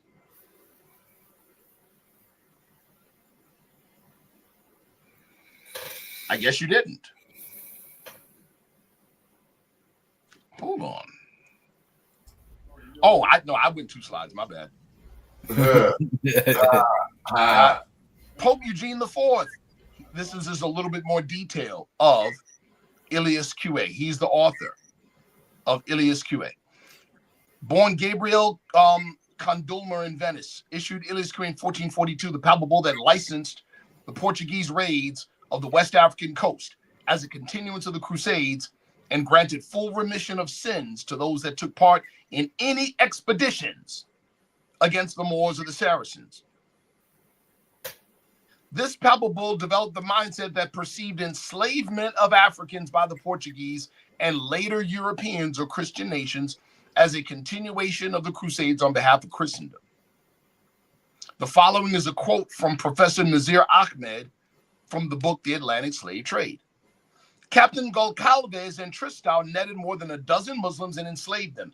Elated, Henry wrote to Pope Eugene IV, who gave a decree that capturing the Moors as slaves was a part of the crusade, and whoever sailed south in this pursuit would receive absolution of his sins. This was the origin of the slave trade, which began with Portuguese piracy on the Moroccan coast in 1441. The process was systematized in 1444 when the Portuguese Lagos Company was chartered under the patronage of Prince Henry. Here we go, people. We have modern comparisons. Mm-hmm. Nations know this, and also too financiers, global financiers know this. Very few things make more money than warfare. Right. People cash in. Somebody got to get paid off all that pain. So the Portuguese Lagos Company, there you go. That was a business profiting off of what? War. Just like GeoCorp. Right. Just like GeoCorp today, which is a private corporation, profits off of prison. Especially in North Carolina. Yeah. South Carolina is a big state that profit off prison labor. See what I'm saying? Listen. I'm from North Carolina, right? Yes, sir. I'm from North Carolina, bro. Do you know? I just want everybody just Google how many prisons are in North Carolina. Just Google. Come on now. South Carolina as well. Come on just now. Google it. Crazy. It's crazy. Crazy. Absolutely crazy, bro. Yep. You see? So we were socialized into thinking, oh, okay, we built pyramids, and all of a sudden we just lost all that knowledge, just running around with bones on our nose and loincloths until these Europeans came and civilized us by enslaving us. See that? Mm-hmm. Crazy. Nasty work. Nasty work. Right. Next slide. Nasty work. Here we go, people.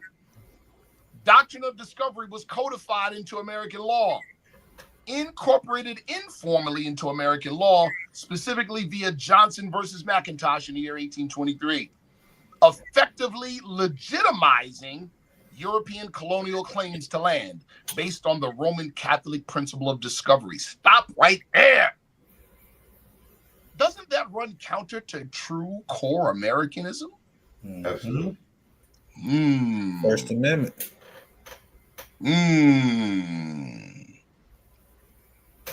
This doctrine, rooted in papal bulls from the 15th century, granted Christian nations.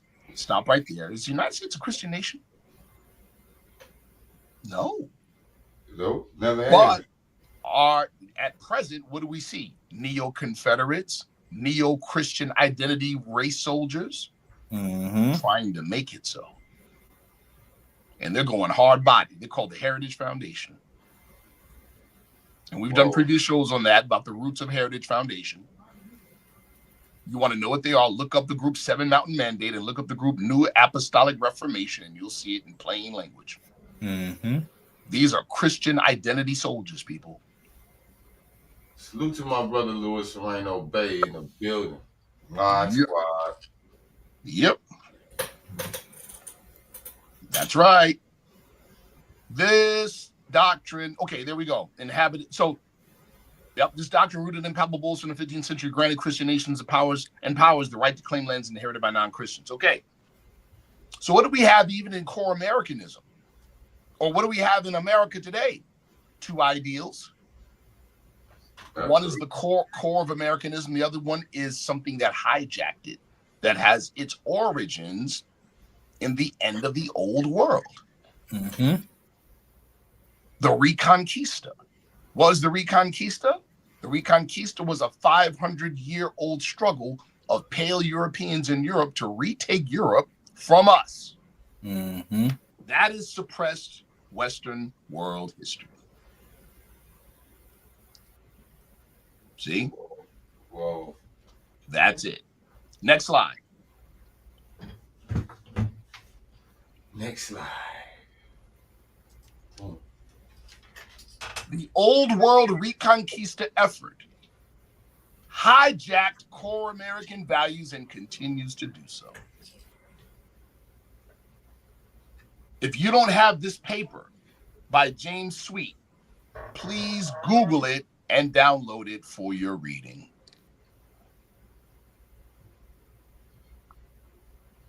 The title itself says it all.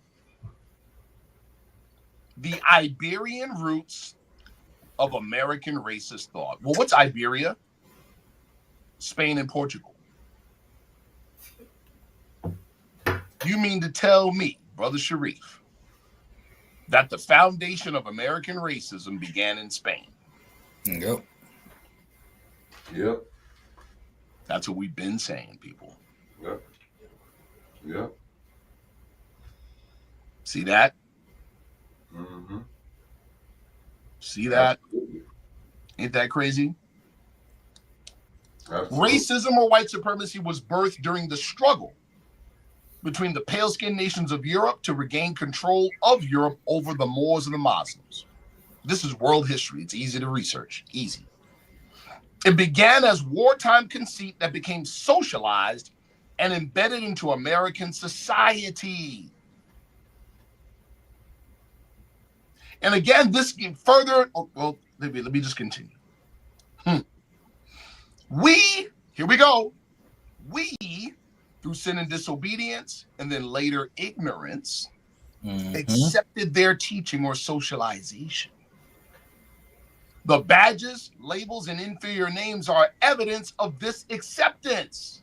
Facts. This acceptance creates other and higher forms of social, economic, political, and spiritual slavery. Proof of that was the last show I was on Let's Think podcast with our brother Ishmael Bey. See?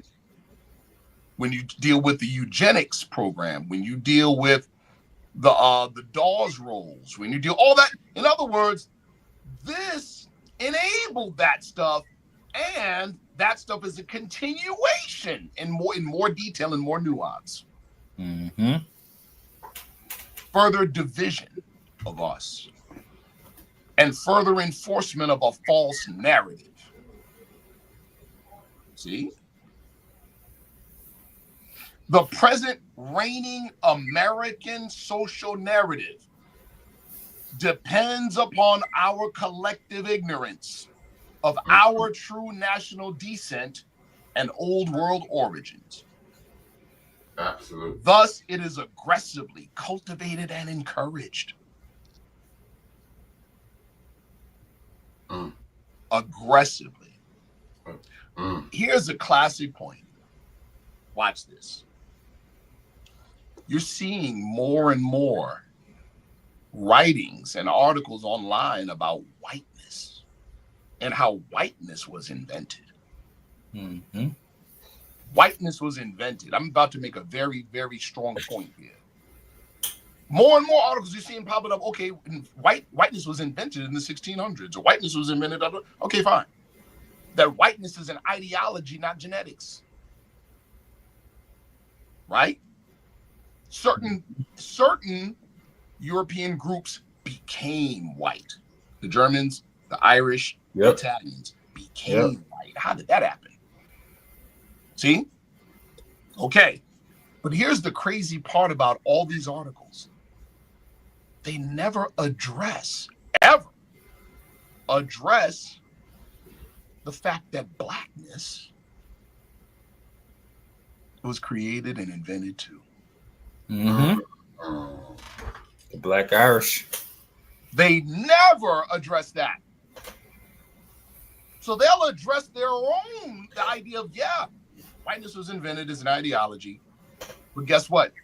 They never address the fact that blackness is too, and is part of the caste system. So what does that do? It leaves the door open for us to continue to use it. Absolutely. And if we continue to use it, they never have to say anything. Hence, Black Puerto Rican. There you go.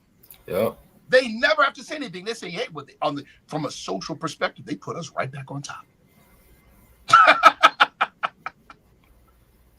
We confessed, and they still put us back on top. See? You see? That's crazy. Bro, that's absolutely out of this world. Wild. All right, next slide. All right, now fast forward to the 20s. This is important because this is the time period in which Prophet Noble Drew Ali was on the planet and doing his work in Chicago. The Hyphenated Americans. Shout out to my assistant Grand Sheik, Brother C. Martin Stansel Hill, who's a professional educator, teaches in school, and he really, threw light on this subject for me personally. The Hyphenated American, President Herbert Hoover's perspective and phobia. The term nativist. The notion that American citizens of Anglo-Saxon ancestry alone were Native Americans, and thus the only true American. What is that called during the 20s and even now? WASPs, White Anglo-Saxon Protestants.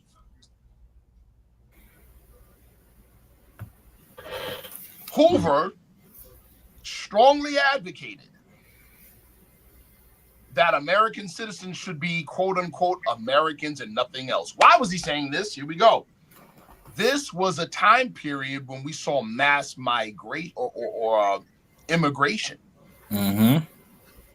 Mass immigration and the great migration of our people from the south to the north. Facts. That's what was happening at this time. So, hence the phobia of Anglo-Saxons. They said, oh, no, we're just American. Forget your old world connection. See? That goes against core American values. Hoover strongly advocated that American citizens should be Americans and nothing else, rejecting the ideal of hyphenated identities, thus rejecting a strong principle of core American values. This viewpoint became prevalent during times of heightened immigration and national identity debates, as seen in the movie Gangs of New York. Remember, Cutter was part of the group they called the Natives. And who were they fighting? The Irish immigrants. See? Hoover's idea of assimilation into American culture was to adopt the idea that whiteness is a proxy for Americanism. And now you know how the Irish, Germans, and Italians became white. They adopted the idea. that whiteness is a synonym of Americanism. And to do that, they had to put their foot on the necks of everybody who was considered non-white, especially the permanent caste, which was labeled what? Black. Black. Mm-hmm. See? Whoa.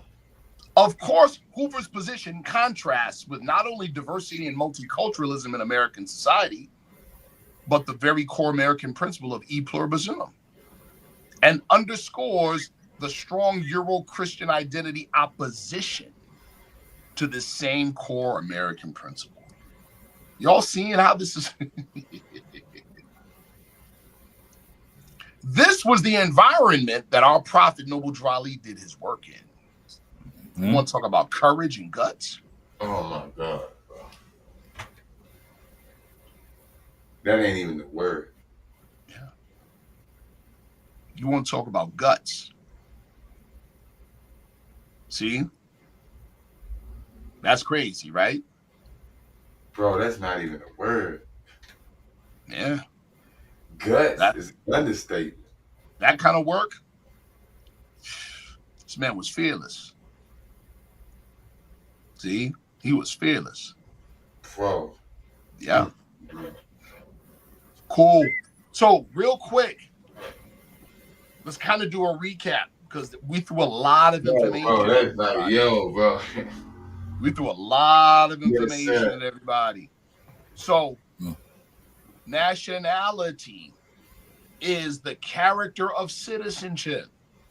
But in America, it is different. Why?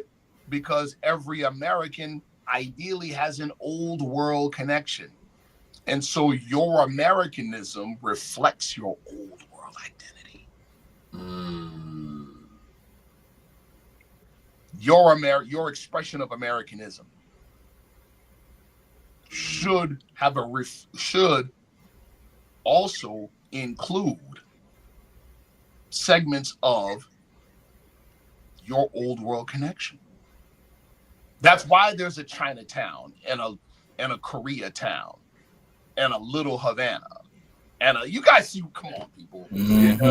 Our prophet asked us if we wanted that. Oh, he sure did. And then did a poll, brother. He did a poll in 1929 in the Moorish Guide newspaper, asking if you wanted your own town with your own judge and your own sheriff. Yes, sure did. And guess what? I'll say this: that should be still a goal of ours today. Oh, it is, brother. Oh, it is. Yeah. Oh, it is. Yes. Oh, it is. Like, for instance, what people affectionately call the Inc. Moorish Sign Symbol of America Incorporated. We have not one but two Moorish homes. Moorish home number 1 in Virginia has over 170 acres, bro. It's a town in the making. Yep. All right, let's continue. Next slide. Boom. All right. Now we're fast forward to where we are at present, people. Now we're going to start talking about how nationality, how our prophet was a prophet. Let's just put it that way. You ever been in those situations where you were told to prepare for something and you thought the way it was impressed upon you that you better prepare today because it's going to go down tomorrow? Yeah. So you break your neck and you prepare. But it doesn't go down tomorrow. It goes down next month. Everybody know that you got that school test if you got, tomorrow that you ain't studied for all week and you Come on, bro. Yeah. Come on. See what I'm saying? Our prophet, not only did he prepare, listen, see, because remember, nationality is what? Proclaiming it is what? Living the life. Absolutely. Well, you know as well as I do that to live the life takes a certain amount of time and repetition. Absolutely. So what do we got? Our prophet is reported to have said, they're going to be new Moors coming in with their eyes wide open, seeing and knowing. What does that imply? It implies a generation that don't know anything else. You get it? It implies that our prophet gave birth to a clean and pure nation. See? It implies that them living the life is all they really know.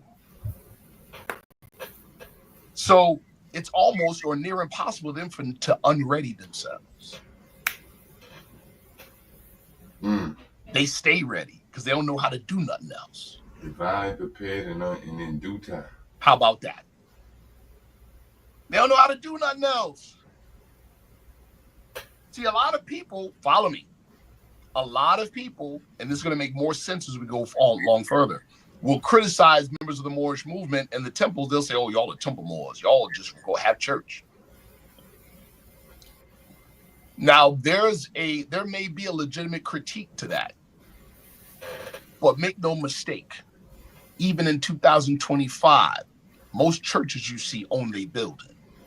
Absolutely. How about that? So you don't own your building, you might not want to voice that critique too heavy. Yeah. See what I'm saying? Yeah.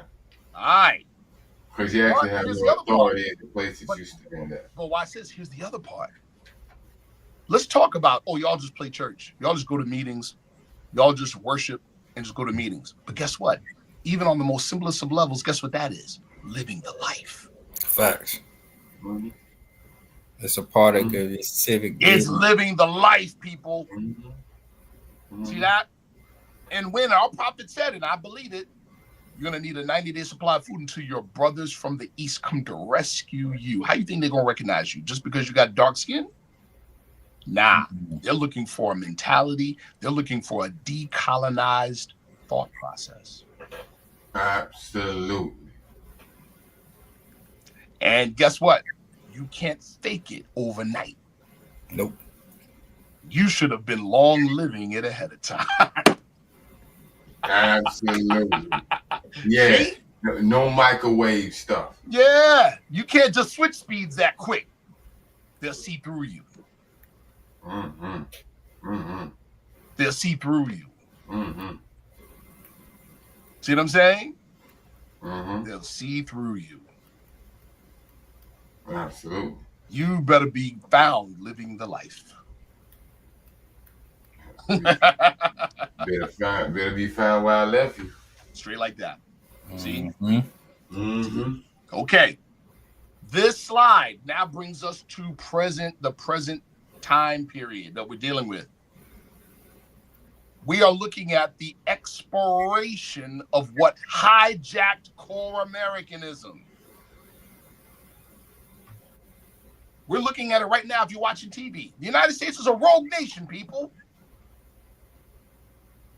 Absolutely. Remember the American social contract, of which the Constitution of the United States is the written portion. What does it describe for government? 3 powers of government, and there's checks and balances.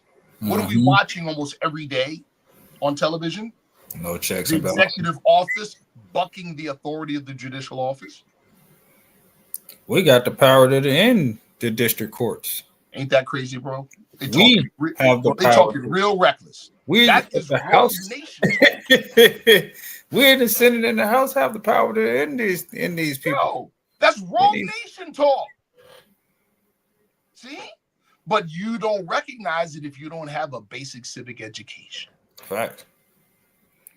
Like the prophet said, some thought it was a joke and unreal. There you go.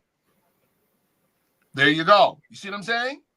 So without the prerequisites to even understand nationality, you don't even see what's going on in front of your face every day. People fighting for their lives. We in rogue nation status right now, people. You see it, the Europeans out in California protesting. What they protesting? Government assistance. No, ain't that something? But then people will say, well, you guys, keep talking immigration about what's going on with Trump and immigration. Well, Biden And Obama deported more people than Trump. Agreed. Sure did. But guess what the big difference is? He didn't put ICE on the street and the military to do it. Mm-hmm. See? Focused on the wrong thing. Focused on the wrong thing, people. Mm-hmm. See that? All right, let's go over this with this slide. Contributing factors to the end of global white supremacy. American racism and global Euro imperialism's unsustainability and impending collapse. We're watching it. Here are contributing factors. Number one, changing population demographics. What are the Europeans calling it? The browning of America. Yep. But they're calling it what? Replacement theory. Mm-hmm.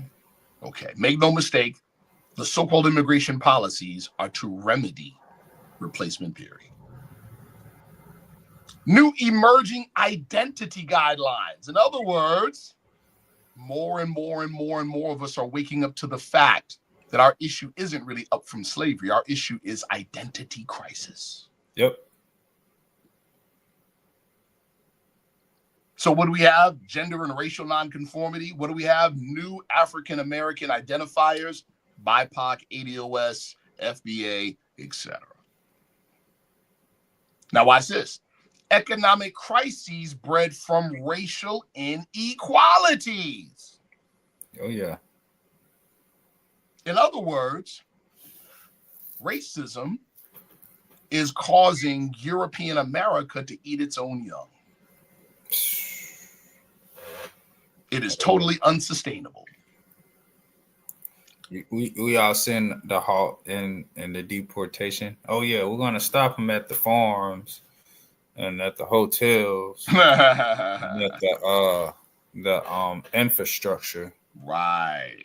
We're going to have to hold off on that because it's really starting to affect the GDP. All of you, listen, I don't know if we talked about this before, but I'm going to throw this out there as an extra jewel. For all of you that believe the nonsense that the Biden administration, I'm not pro-Biden, just got to put that out there. But all of you that believe the nonsense, that Biden brought millions and millions of undocumented immigrants in here to vote and da-da-da-da-da. Come on, people. I need you to look up a federal government program from the 1940s. It's called the Bracero program. BRACERO. Look it up. The Bracero program is how these millions of undocumented immigrants got here and stayed here. Facts. That was in the 40s, people. And still using the system to this day. To this day. And here's the thing. If this undocumented immigrant thing was a real issue, it would have been dealt with decades ago. Decades ago. Decades ago. Because it's decades old. But in the European, they put their things on issues and names created by their forefathers.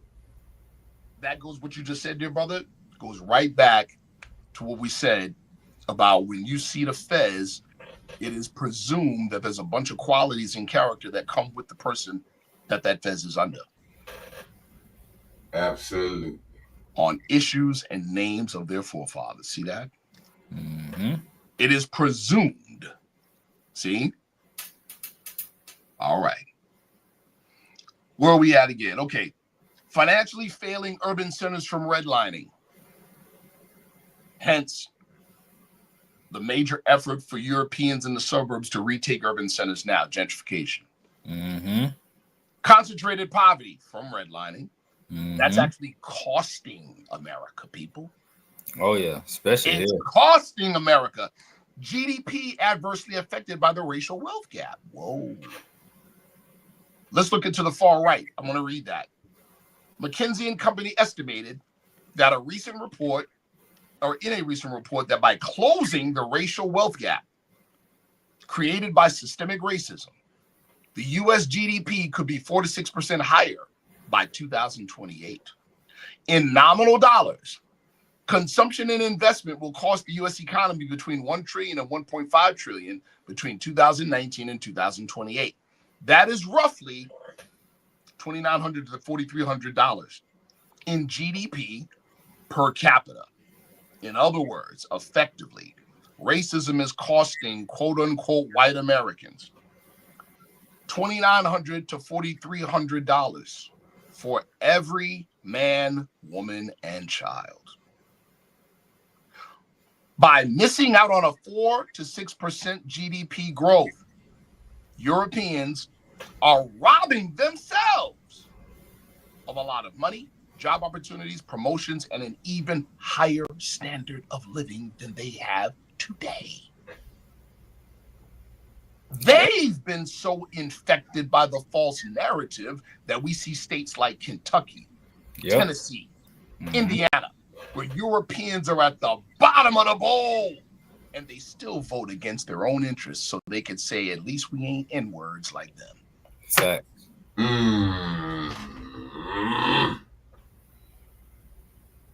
Boy, that's happening.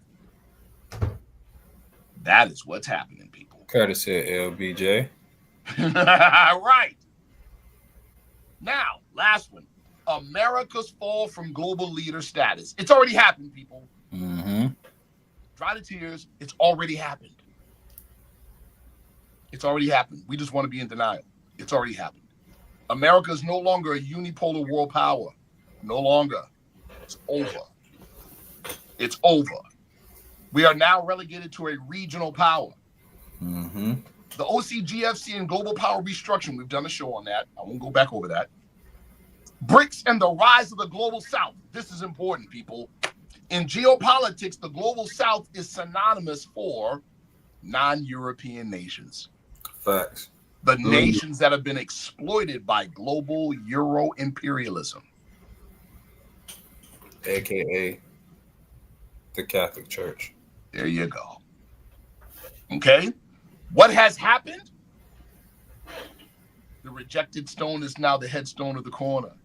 The exploited nations are now the emerging global market. You need to remember this. Yep. You need to remember this. The nations that were exploited by Euro imperialism are now leading European nations and surpassing European nations. That is why there is an Ibrahim Traore. That's why. See? That's a fact. All right. Next slide. Yeah. Actually, no. Don't go to the next slide just yet. You guys talk for a second. I'm going to take a quick bathroom break and grab some water. For sure. Absolutely. Bro, this presentation got me like...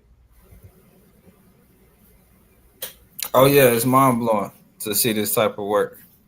But to actually see it in real time is... And it's like... It's common. not the fact that I haven't heard these things. It's the way, it's the order in which the message is delivered. You see what I'm saying? When one has the ability to tap into a certain specific subject matter and take it from its roots to the present, bro, you have a serious individual at that point. Oh, yeah. The brother is great at that. Our brother Sharif Anael-Bey is great at that. Everybody in the chat, I appreciate y'all. Everybody commenting. Let me see what we got in there. We got JoJo, peace. We got School Bell, peace. Islam. We got Ishmael Bey, Islam. Of course, we got Louis Serrano Bey. That's Mod Squad. And we got, what is that? Ike Session 2. Peace. Love to the chat. Don't forget to support the chat with your super chats, your super sticker, your super thanks, or your cash app. All of that is welcome. Yeah, boy, they beating. Dang, I ain't even see all this in the comments. Oh yeah, they in there. And make sure y'all hit the like button and subscribe. Anybody that's not subscribed, make sure you go ahead and subscribe. Hit that like button. Oh yeah, just to comment back on what he was saying earlier about the whole breakdown of the structure and powers. You know, West Africa is definitely on a roll with the dismantle of the imperialism that has pretty much been going on for a long time, and not to be that guy, but I really don't see France holding on anytime soon. I give them probably another year or so. Let me tell you something, brother. What you're saying is super powerful. I just walked in, but I can already see what you're talking about. if right, how the Union of Sahel States has yanked the curtain off the great almighty Oz. Mm-hmm. Mm-hmm. That is France. Yeah. And other European nations. Yeah. And it's an old man, instead of the great almighty Oz with a booming voice, it's an old man operating a machine with Bermuda shorts and a wife beater. Mm-hmm. That's exactly what's happening. Right now, France is in turmoil. Oh yeah. Oh yeah. And now they trying to, now they want to play ball. But when everybody wanted to play ball, they didn't want to be nowhere to be found because. Well, what do you got? First of all, even before these other nations got involved to protect Ibrahim Traore, over 20 assassination attempts from France and the U.S. and other Western nations, and they couldn't get the man. Mm-hmm. Now Russia and China said, yeah, the stakes are high now. We got our own guys protecting them, so now what? Yeah. That's like in the movie Hoodlum, Lucky Luciano inviting Lawrence Fishburne, Bumpy Johnson to the table. It looks cynical. Mm-hmm. It's a different game now. Oh yeah. Yeah. Absolutely. Different game now. And they're realizing that. Say it again, bro. I'm trying to put it in the words of how I could say this without sounding too off. Right. But now a lot of these countries are looking at youth, to strengthen youth. Correct. And these European nations don't have the strength in youth to sustain what they have. You got it. You got it. But the prophet said the European gonna let you down. He sure did. Now, he also said the Europeans helping me, we're not you. Because guess what? Satan divided against himself can't stand. Right? Mm-hmm. And that speaks to something our brother Jojo said in the comments. He said, but Russia's Roman imperialism too. And we called him romanticism. Actual fact. But you know what it's like? It's like the story of Jesus on the cross and the robber on the left and the robber on the right. Robber on the left was like, man, I'm riding this till the wheels fall off, man. The robber on the right said, nah, we deserve to be up here. He doesn't. And then what did the robber on the right say to Jesus? When you come into yours, remember me. Mm-hmm. Yeah, that's the part Russia's playing right now. Mm-hmm. That's the part Russia's playing. Russia's like, just remember, hey, in all of this Euro imperialism stuff, we never colonized Africa. Facts. That's what they're saying. Mm-hmm. See?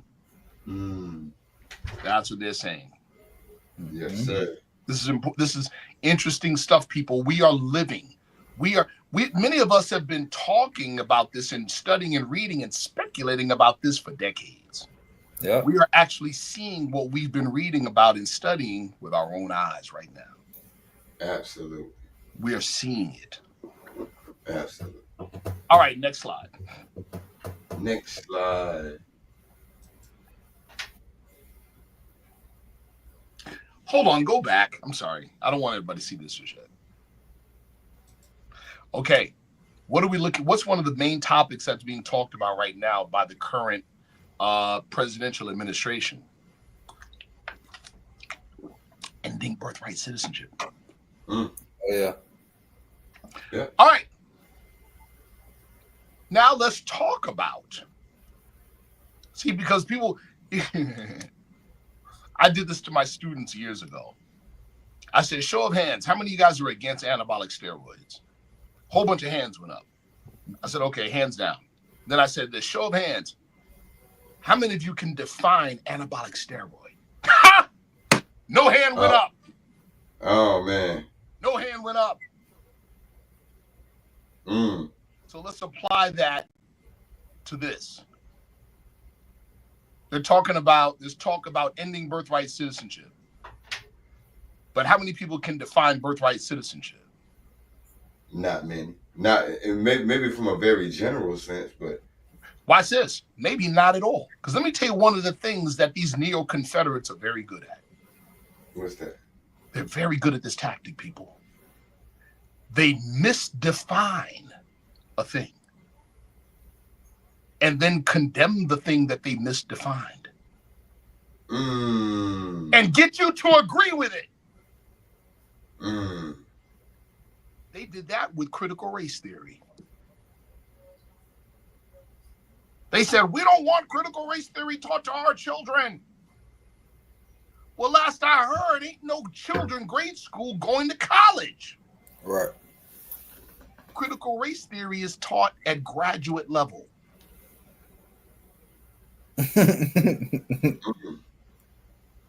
But what did they do? Misdefined it and made it synonymous with Black history. Critical race theory is not Black history, people. But we fell for it and started arguing pro and con against it. And we totally gone, totally off. See? Very good at that. Right? They say ICE is going to enforce the presidential administration's policies on immigration. And I've used this analogy before. I'm going to use it again, or this example. I got friends that were from Jamaica that had green cards. They lived in Long Island. Came to Syracuse, New York, and did all kinds of illegal foolery and got caught, got arrested, and got deported. Mm-hmm. Where did they go when they got deported? Jamaica. Where they came from? Jamaica. Mm-hmm. I had some friends of mine that had green cards from China that were doing something similar in New York City's Chinatown, got arrested, got deported. Where did they go? China. Yeah. So where are these undocumented immigrants in California getting shipped to? I can tell you where they're not getting shipped to. Their home countries. Mm-hmm. So guess what?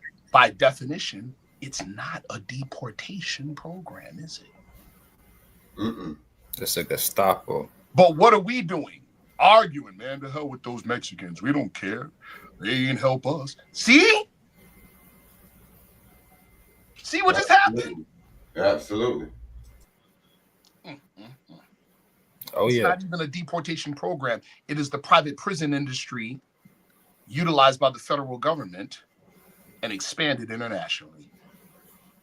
And they test modeled it on the undocumented immigrants. Why do I say test model? Because you all have been watching the news. You see that they got legislation out there allowing the president to deport American citizens. Where are you going to deport American citizens? To the people who buy them? Yeah, good, but guess what? That's not deportation, is it? Mm-mm. Right. That's slavery. That's slavery. The Gestapo is here. You got it, bro. That's what it is. See? We got to be smarter, people. We got to be smarter. And to the people that don't realize what's going on, and the most simplest way to explain this is like Berlin 2.0. And it's all. I promise you, bro. That's right, brother. I promise you. Yeah. It's all in the breakdown. It's a Berlin 2.0 type of thing. So let's talk about this birthright citizenship thing real quick, because of course what comes up, watch this, people, watch the trick. President Trump says we got to end birthright citizenship because it was, follow me, He said it was created for the babies of slaves. That's what he said. How crazy is that? What did he do? Very, very slickly and deftly. He made the 14th Amendment synonymous with birthright citizenship. That's slick. That's slick. That's slick. He did that. He associated the 14th Amendment with birthright citizenship. Slick, man. Slick. Well, follow me.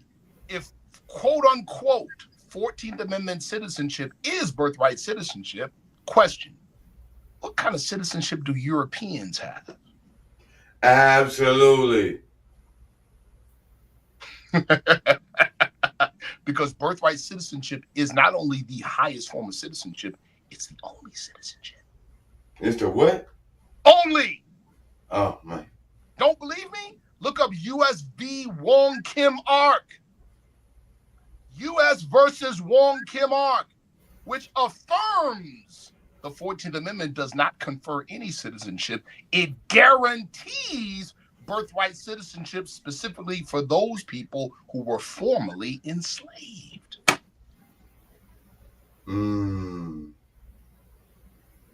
See that? See? It doesn't confer citizenship because remember, nationality, right, determines political status, specifically with reference to what? Allegiance, not legislation. Absolutely. Which is social. See? See? Absolutely. See that? This is you get it? We got to think better, people. We got to be sharp. Absolutely. You got to be quick on your feet. You got to be quick on your feet, people. You got to be. Trump said we need to end birthright citizenship because it was created for the babies of slaves.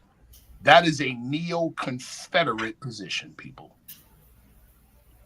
The 14th and 15th Amendments were punitive amendments against the former Confederacy. That was they had to ratify those as a condition on coming back to the Union.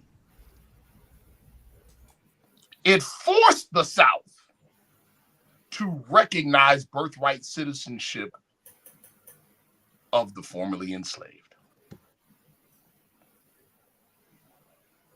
That's what it did. See, they've been fighting it ever since.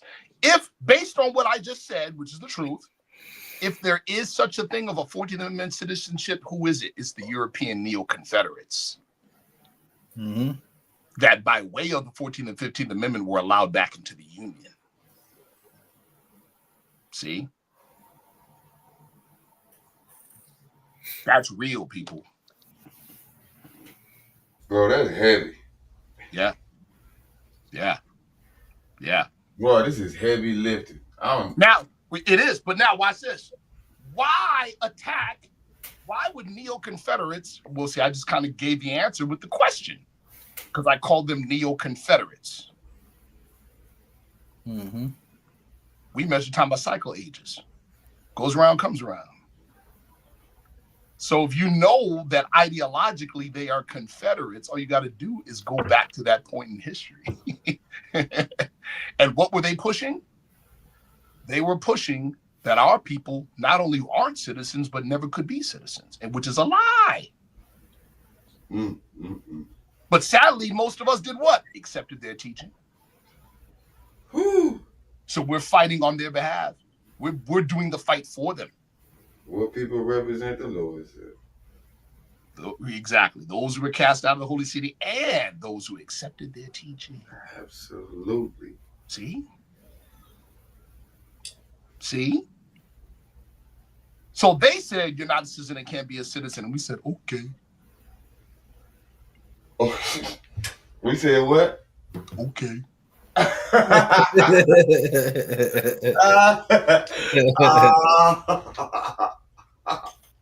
You see what I'm saying? This is what happened. That's what we did. We, and I'm including myself. Listen, I'm including myself. We did that. What we say? We said, okay.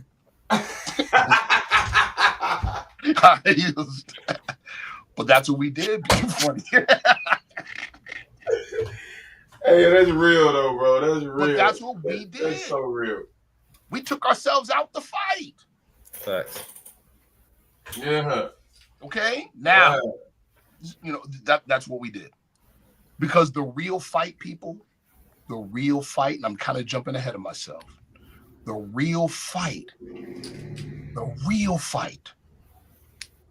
is to answer the question, who represents true Americanism? And we've given you a clean glass of history and historical narrative. We've shown you very clearly what Americanism is and what Americanism is not. Mm-hmm. Absolutely. Okay. Yes, sir. See? All right. This is important, people. It's important. The thing that hijacked core Americanism happens to be white supremacy, and it is on its way out. It is going the way of the dinosaur. It's already out. We just cleaning up the remnants. Prophet Drew Ali taught us this, people. Everything that has been made will be what? Unmade. Whoa. So, does that mean the end of the American experiment? No. But it does mean the end of the American experiment as we know it. Mm-hmm. So what did the prophet say? And now we're going to go to the next slide but I'm going to say this first. The time has come when every what? Nation must do what? Worship under its own vine. Fig tree. Y'all catch that? Yes, sir. Next slide. There it is, people. Meaning, we are looking at the end of America as we know it. And remember, core American values, every American citizen has how many flags? 2. Flag of their birth, which is the American flag, and flag of their national descent. Mm-hmm. Their old world connection. So, follow me. Which one is the fallback? Well, that's a hell of a question.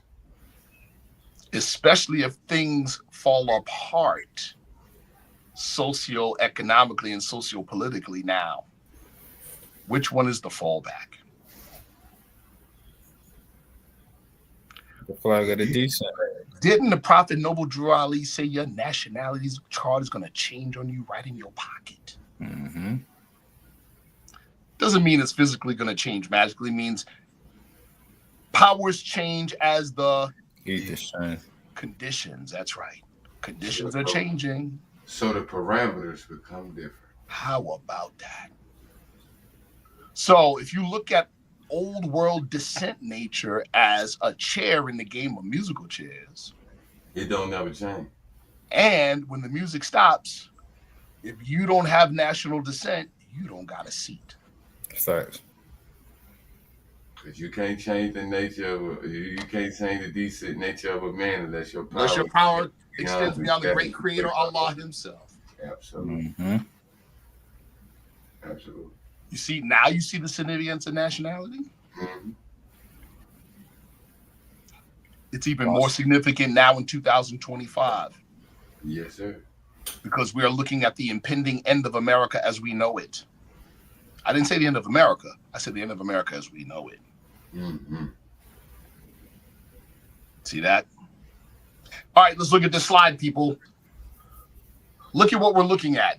See, when we talk this, everything we're showing on this slide here are direct implications of nationality. You hear what I said? Yes, sir. Direct implications. Meaning what? We're a nation inside of a nation, just like German Americans. Mm-hmm. What do German Americans do like any other national group in American society? They're American citizens, which means they're part of this political community. but they maintain their old world connections. What does that allow them to do just socially and economically? That allows their old world connection, Germany, to take part in American markets. Mm. Y'all catch that? Yes, sir. Our people in America, and this is well known. Forbes Business School spoke about this years ago. 2016, we hit the $1 trillion mark in spending. We're 98% consumers. Don't produce next to nothing. Right? But we spend over $1 trillion every year. Right? That means our spending sustains whole markets. Easy.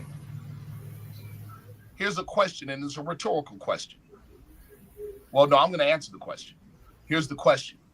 If our spending collectively sustains whole markets globally, why are we not in these nations whose markets we support and prop up? Why are we not sending representatives to these nations negotiating for terms on our behalf of our people? Moors, you just plain rude. As opposed to allowing the status quo to negotiate without our benefit in mind. Here's the answer to that question. The answer to that question is that collectively, we still think like slaves and not like rich. That's the answer. We still think like slaves and not like a nation. Hey, brother, the great American experience is also exposes what happened to us. Yes. You just look at any other nation that comes within the confines of this particular governmental situation, and you find them thriving when we still at the bottom of the totem pole. How about that? Yep. How about that? That's because we asking for bread instead of making bread. See, but guess what? We have to start what I just talked about, collective self-determination. That is the birthright the prophet is speaking about. The power to exercise collective self-determination unmolested. That's it. That's birthright. It's not a check. See? That's not birthright. It's not a piece of land. That's not birthright. Birthright is collective self-determination. I'm not saying that money, like a check and land, don't come with that. They do. But you can't put the cart before the horse. You can't put a straw before the water. You can't. You need to get you some water first, brother. 2 always follows 1, people. All right. So, direct implications, if we were thinking like a nation inside of a nation, we'd be doing like the Indians do. The Indians have carved out a chunk of America, haven't they? Go to a Howard Johnson's. Absolutely. Go to a 7-Eleven. Oh, come on. Yeah. Every national group has done so. For real though. All right. Because they're thinking like a nation, even though they're American citizens. That's Americanism. Let's look at this slide. Develop global trade relations with friendly nation states as a key influencer of global trade and control our own trade relationships. That was what I was referring to. That's what I was referring to. Absolutely. China did the illest. Yo. You know how you see an adversary? I'm not saying China's our adversary. I'm not saying that at all. But you know how it is, even when your adversary makes a master move, you got to salute him like, woo. Yeah, that was even like, that was one of them ones. When China said, listen, what y'all call knockoffs over here is exactly what the brand names in Europe are buying and sticking their logo on. Facts. Yikes! It blew the brand names all the way up. So if you're buying brand name now, you played yourself. Yep. You played yourself. Going to any of these stores. Or in other words, remember, value is an agreement, people. Then China said, here, you can come and get them too. Same price. Facts. So guess what you do? If you love yourself, you buy those same things at $40 and then you create your own brand and you agree collectively to hold it to high value. Facts. That's thinking like a nation. That's honoring the Honorable Marcus Garvey. I give that example to a lot of people, just like with these Chinese restaurants. Right. Lunch still at $7.95 everywhere you go. Come on, brother. No arguing on the price. No arguing on the prices. See that? Here, let's go to more. Here we go. Seriously construct. I ain't even going to go any further with this one. We're going to talk about this one in private. Seriously construct non-nation member status with BRICS. We ain't going no further with that one. That one right there. Yeah. You might be getting calls about that one. Here's another one. Leverage commoditized of old. Now watch this. This is just a conversation, right? Prophet Noble Drew Ali, and this goes back to American civic religion. American civic religion is a part of sociology, people, where it talks about civic engagement and civic duty. Certain aspects of it are considered sacred, hence almost religious. See, that's why Prophet Drew Ali said casting a vote at the polls is sacred duty. He said citizenship is sacred, right? It's based on allegiance.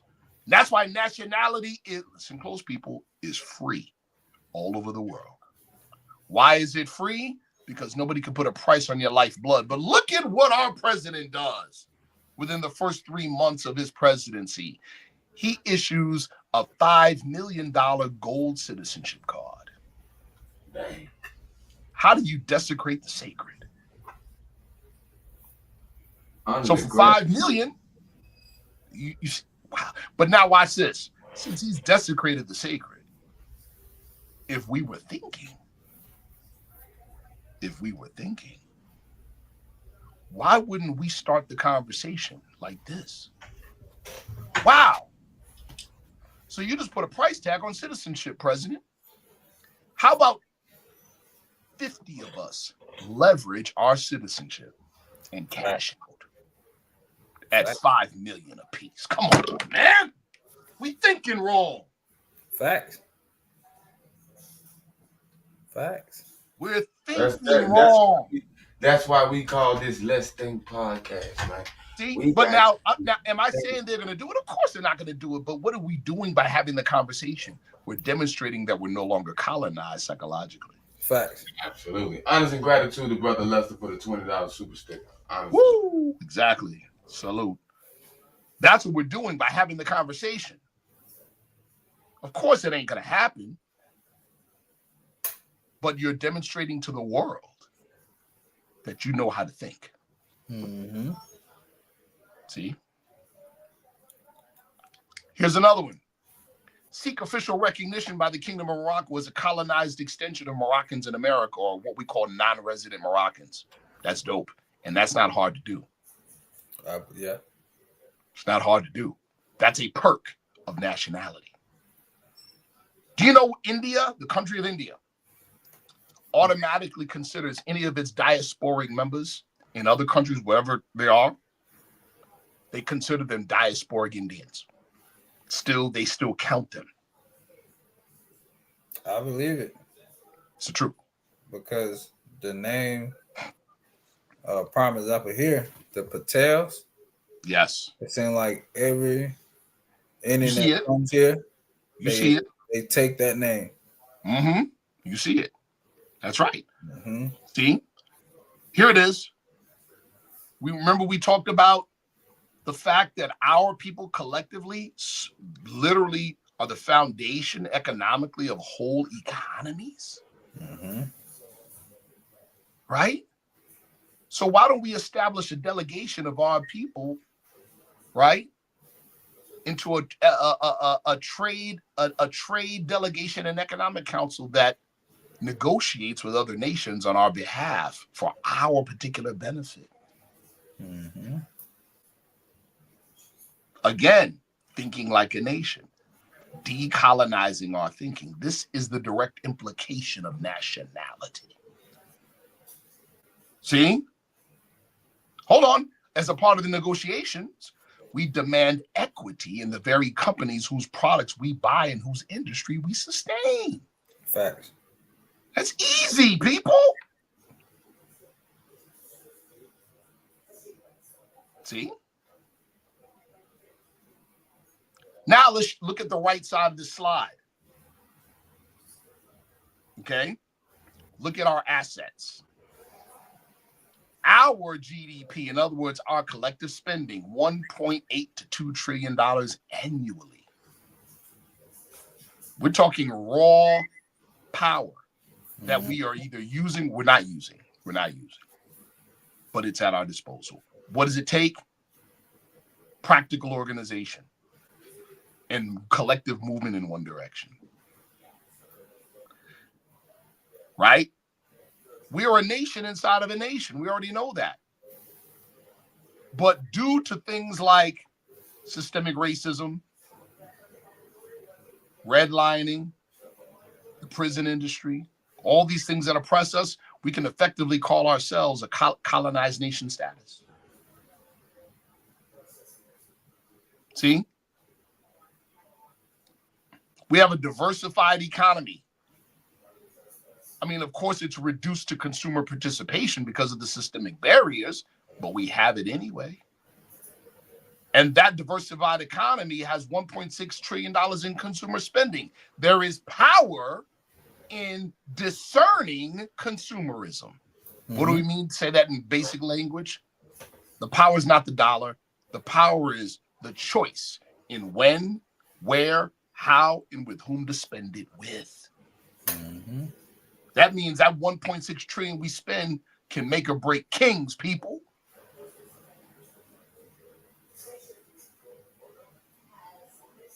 Our consumer spending, where in the areas that we should have stake in or demand stake in because we support these industries: entertainment, sports, fashion, and beauty. Mm-hmm. These are our potential power points, people. See?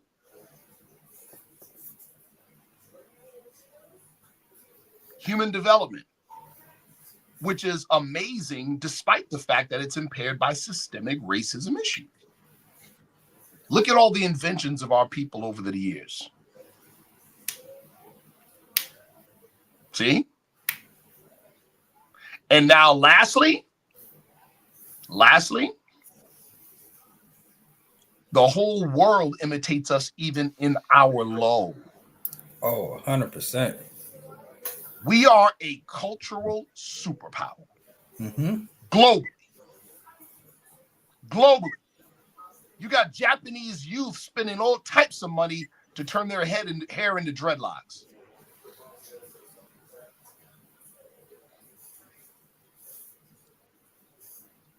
You got Taiwanese gangsters, members of triads, and all they listen to is hip hop. See? We're a cultural superpower. That's a fact. So I'm going to read the bottom of this slide. Our spending power fuels entire industries. Yet we don't control our own trade relationship as major players. We are passive consumers with corporate middlemen negotiating on our behalf, but not in our interests. We need to end our collective colonized thinking and think like a nation. Our spending drives massive imports from China and India.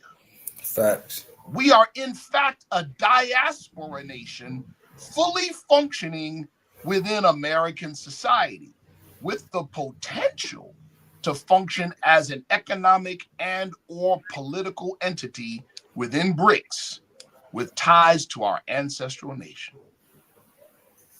Why BRICS? BRICS, if you haven't been paying attention, is the instrument and is the primary instrument for the rise of the global South economically. Facts. That's facts. See that? A connection between us and BRICS in any shape, form, or fashion it happens would be the 2025 equivalent of the Prophet and C. Kirkman Bey going to Havana, Cuba in 1928. The convention. For sure. For sure. See? That's interesting, though. I wonder if they are going to have a convention soon. The BRICS nations will have a convention. They've had a few. They've already had a few. Yeah. Yeah. They've already had a few, bro. And, speaking of which, one of the latest nations to join BRICS, guess what? The largest Islamic country on the planet, Indonesia. Oh, wow. Okay. And I believe Nigeria joined, and that's a heavy blow. That's a heavy blow, people. So if BRICS is represents the main instrument for the emerging global markets, which are owned by and possessed by the global South. Mm-hmm. And we are diasporic members of the global South in America. Now, when the prophet in the 1920s says one day the United States will not be able to do any business unless it's through us. Mm-hmm. That ain't even prophecy anymore, man. That's the news. Yep. That's the news, people. Yep. We can see it plainly now. Mm-hmm. See that? I watched that in an interview with the Russian president. He was talking about the Western powers and how rude they were in his country, and how they was going to tell him what they were going to do and how they were going to do it. Yeah. And if they wanted some smoke, that they would fight it 10, 15 years into the future until it runs its course. But now, with the tables turning, and the Western powers in Africa are ramping up at a fast rate. Come on, brother. Now they want back in. But see, here's so watch this. To your point, brother. The world financial order that America established via the Bretton Woods Agreement after the end of World War II. Mm-hmm. America has dismantled it. Mm-hmm. This is another reason why the rest of the world is calling America a rogue nation. The very rules we set for global interface, we're destroying. Mm-hmm. See? We're destroying it. We've dismantled it. As I've said in a previous presentation, that's why Trump is president. Mm-hmm. He's overseeing the fire sale. Yep. Mm-hmm. He's overseeing the fire sale. That's what we're dealing with, people. A systematic dismantling of the American empire. Like it or not. That's what we're seeing. And if you take out what the major players are saying, like I've used this analogy before in the streets, right? It's beef. We're not paying attention to what you're saying. We're watching hands. Fact. So disregard what they're saying. Watch their hands. And you will not be able to deny that what you're looking at is literally an orderly and systematic and swift dismantling of the empire. That's what you're watching. All right, next slide. Mm-hmm.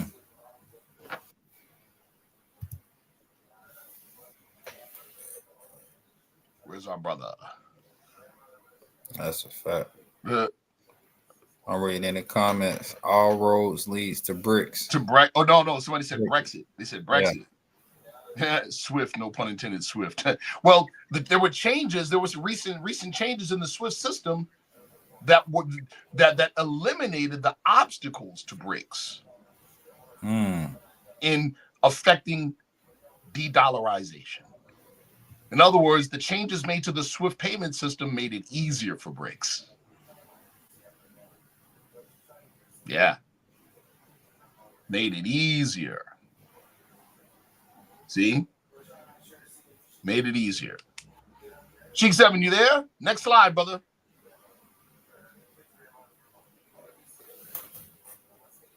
I think he had to take off for a second. Let me see. I'm looking at some of the comments from what is it? Schoolville, Freemasonry amongst colored men in Massachusetts. Who were the colored men in the state of Massachusetts advertised themselves and claimed to have been made. Master Masons in a white Masonic lodge, state of Massachusetts. Can you state the time, place, under what circumstances they asserted? I'm not quite understanding what he's saying or how it relates to our topic. Right. Yeah. They said they had tried to make it. Appreciate you, Brother Ishmael-Bey. Thank you, sir. Thank you, sir. Thank you, sir. Appreciate you. There, Brother Ishmael and First Tribe Nation, I believe that's what they're called, doing some amazing work. Amazing research. Amazing research.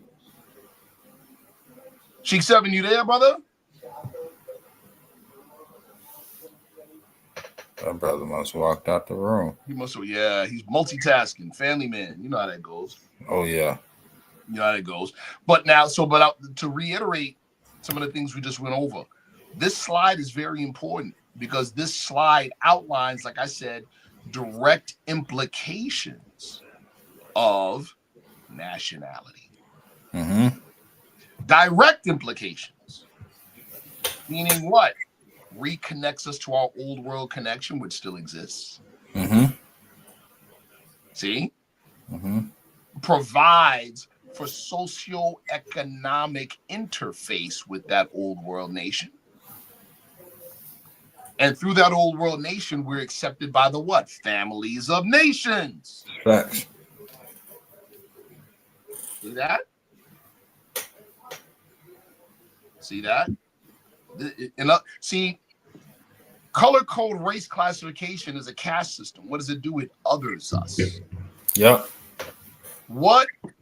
So the caste system, as we know, has a permanent upper rung and a permanent lower rung, and then a flexible in between. What's flexible? Non-white status. Because some people can become white. Yep. In 2025, who are the people or a segment of the population becoming white, quote unquote? The Latino community. See? Whiteness begs solid definition. In other words, it remains flexible enough to redefine itself at its convenience. Yep. That's what it does. And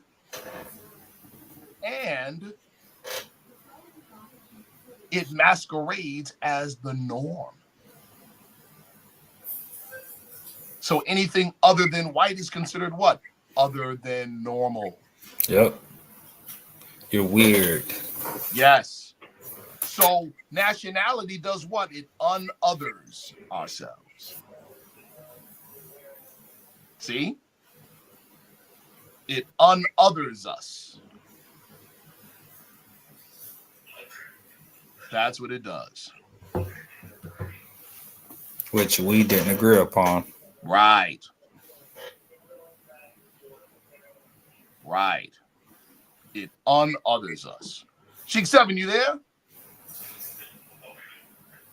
I don't know what that motor slid up to. And text that brother, tell him to jump back on. Hold on. 1 second, man. I want to get to my next slide. All right. I'm looking at some of the comments. Jojo said, but be careful of Moroccan nobility and other Arabian elites. They are behind much of the extremism in Africa on behalf of Western allies. I mean, some, but we're quite familiar, right? We are quite familiar with the movements of the Moroccan government. Like, I give you an example. And what those movements represent. See, because European powers and the Western powers are totally against the Union of Sahel states, led by Burkina Faso and our brother Ibrahim Traore. So, whatever position Morocco takes to say the Union of Sahel states is a great indicator of whose side they're on. Mm-hmm. Well, we know Morocco's relationship to the Union of Sahel states. The Union of Sahel states is landlocked, meaning sea routes, trade routes, they would have to depend on a nation that's connected to trade routes by sea to take advantage of them. So, guess who volunteered use of their ports to the Union of Sahel states? Morocco. See? I'll let you know it's something coming out of there pretty soon. There you go. You're just trying to figure out what it's going to turn into. There you go. But I mean, we already know. That's a fact, brother. That is so much more that can come up out of there. Correct. Correct, brother. Mm-hmm. I tried to call that Muslim. Yeah? Phone. So I don't know what that brother got going on. Oh, man. Because I only got 2 more slides left. Facts. Yeah. I wish I had a way I can go in there and myself, but yep, I got 2 more slides left. 2 more. Well, while we're waiting, I'm just going to talk about what's on those slides. So the significance and the importance of, yes, we are a nation. Let's go back to something. Let's go back to the whole idea, the whole thought about our people here in America being separate from the African diaspora. Mm-hmm. There's a significance of having and maintaining and acknowledging the African connection. We've already talked about it. We were just talking about it just now. We are a diasporic nation within a colonizing nation, or we are non-resident Africans, and simultaneously indigenous to the Americas. Well, how can we be both? How can we be both? When we say nation, what is that a term of? Race? No. Mm-hmm. Ethnicity? No, not necessarily. Socio-political identity? Absolutely. Mm-hmm. State of mind. There you go. So, right? As a socio-political entity, okay?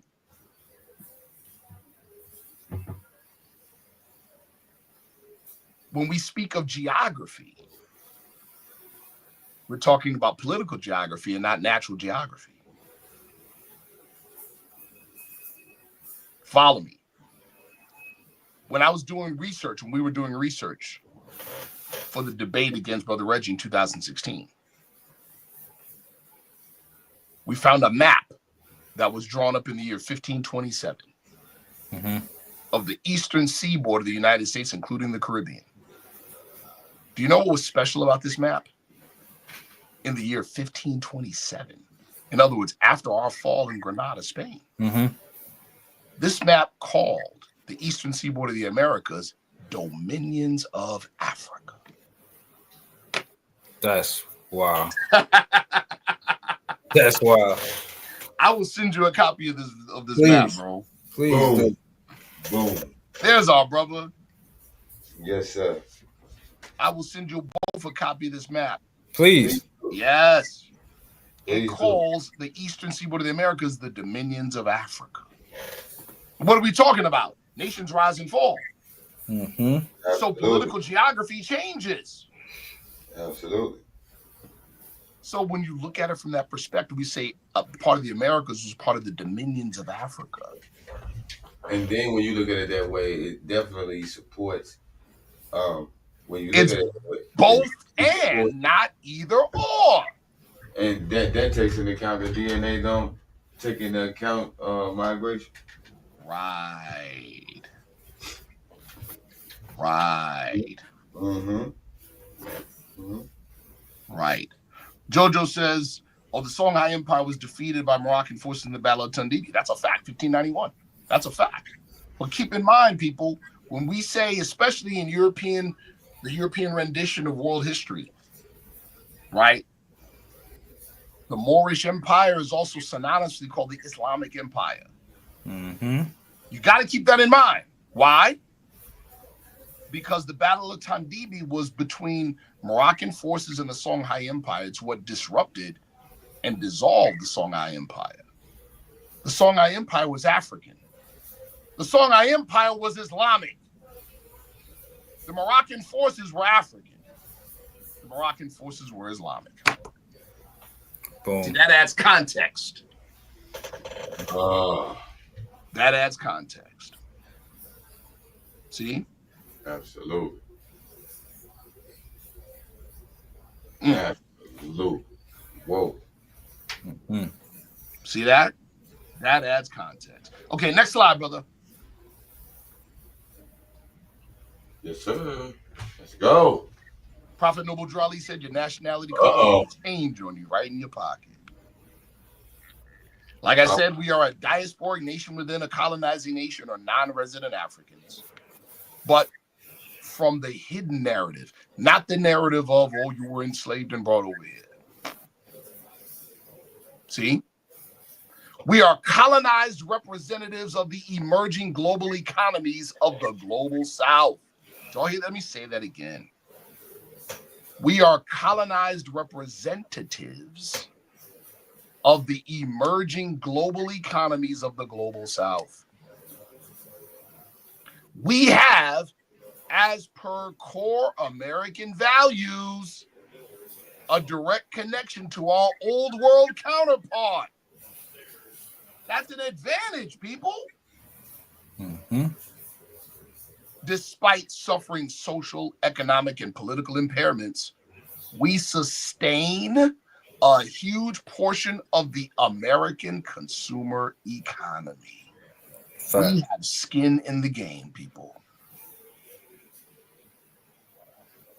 Immediate desired objectives. And again, all of this is based on what? One word: nationality. Immediate desired objectives organized along old world ancestry and common American experience. What do you think the prophet did from 1925 to 1928? That. What do you think the culmination of that was? The Moorish American parade during the first convention. Mm-hmm. That's what that was, people. That's why the prophet said to the Chicago Defender on that day, our nationality began with this parade. See? Mobilize and consolidate economically and socially. Form microeconomies and communities. Man, if that ain't important right now at this moment, come on, people. We need self-sustaining microeconomies and communities that have a direct connection to our old world counterparts. Mm-hmm. That's how we survive collectively. That's how we're still standing when the smoke clears.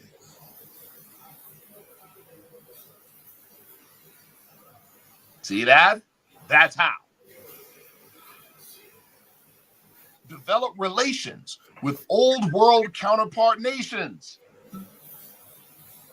So like I just mentioned earlier, Morocco has a very good relationship with the Union of Sahel States. So guess what? As diasporic members, descendants of Moroccans born in America, we can have a relationship with the Union of Sahel States by way of Morocco. Easy. Easy. See that? See that?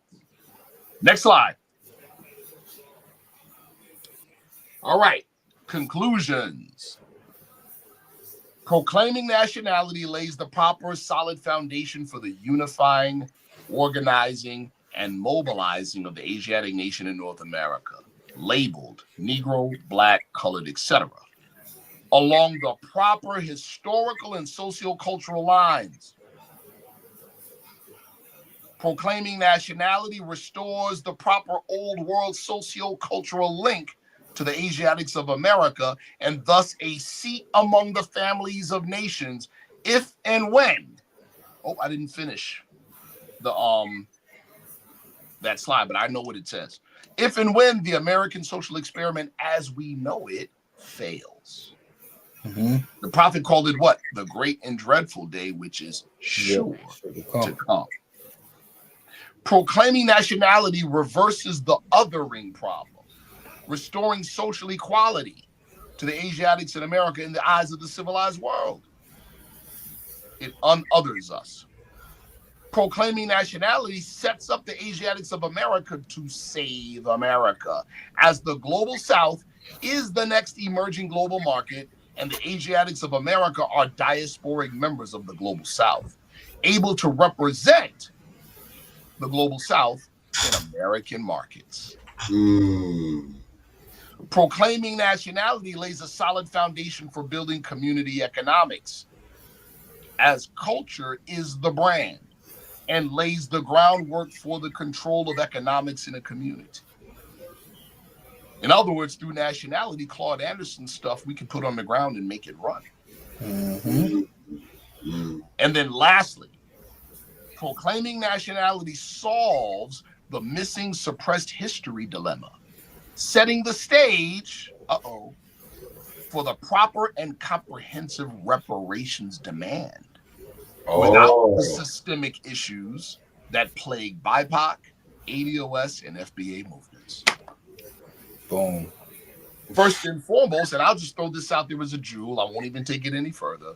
First and foremost, we know through real world history as it relates to us that our problems didn't come from slavery. Our problems came from losing a war.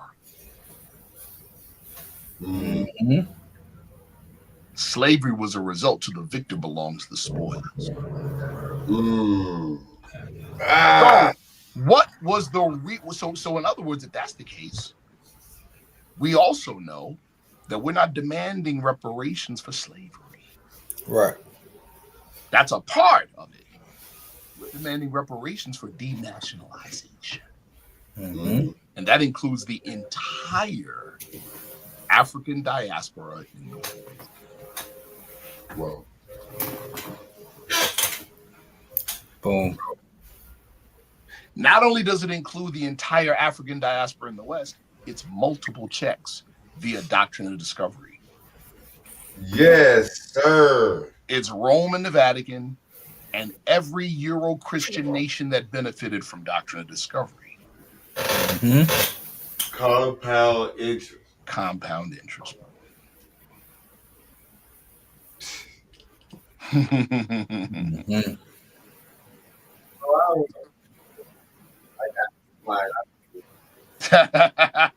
We are done, brother. That is the presentation. Bro. Listen. Thank you again, Brother Sharif. Absolutely, brother. For another, man, yo, this was epic. Yo, listen, everybody share this with your people. Absolutely. Hit the like button. Absolutely. Support the channel. Get the cash app in the comments. You can send super chat, super sticker. Thank you, Brother Lester. And thank you, Nazarene and Scene TV, for your super chats. Absolutely. We appreciate you. But hey, everybody's still watching. It's not too late. Right. Right. Absolutely. Yes, sir. Hey, listen. I don't even have a question, right? Yes, sir. Hey, listen. What I will say is this. You shake up a room, brother. You shake up a room, brother.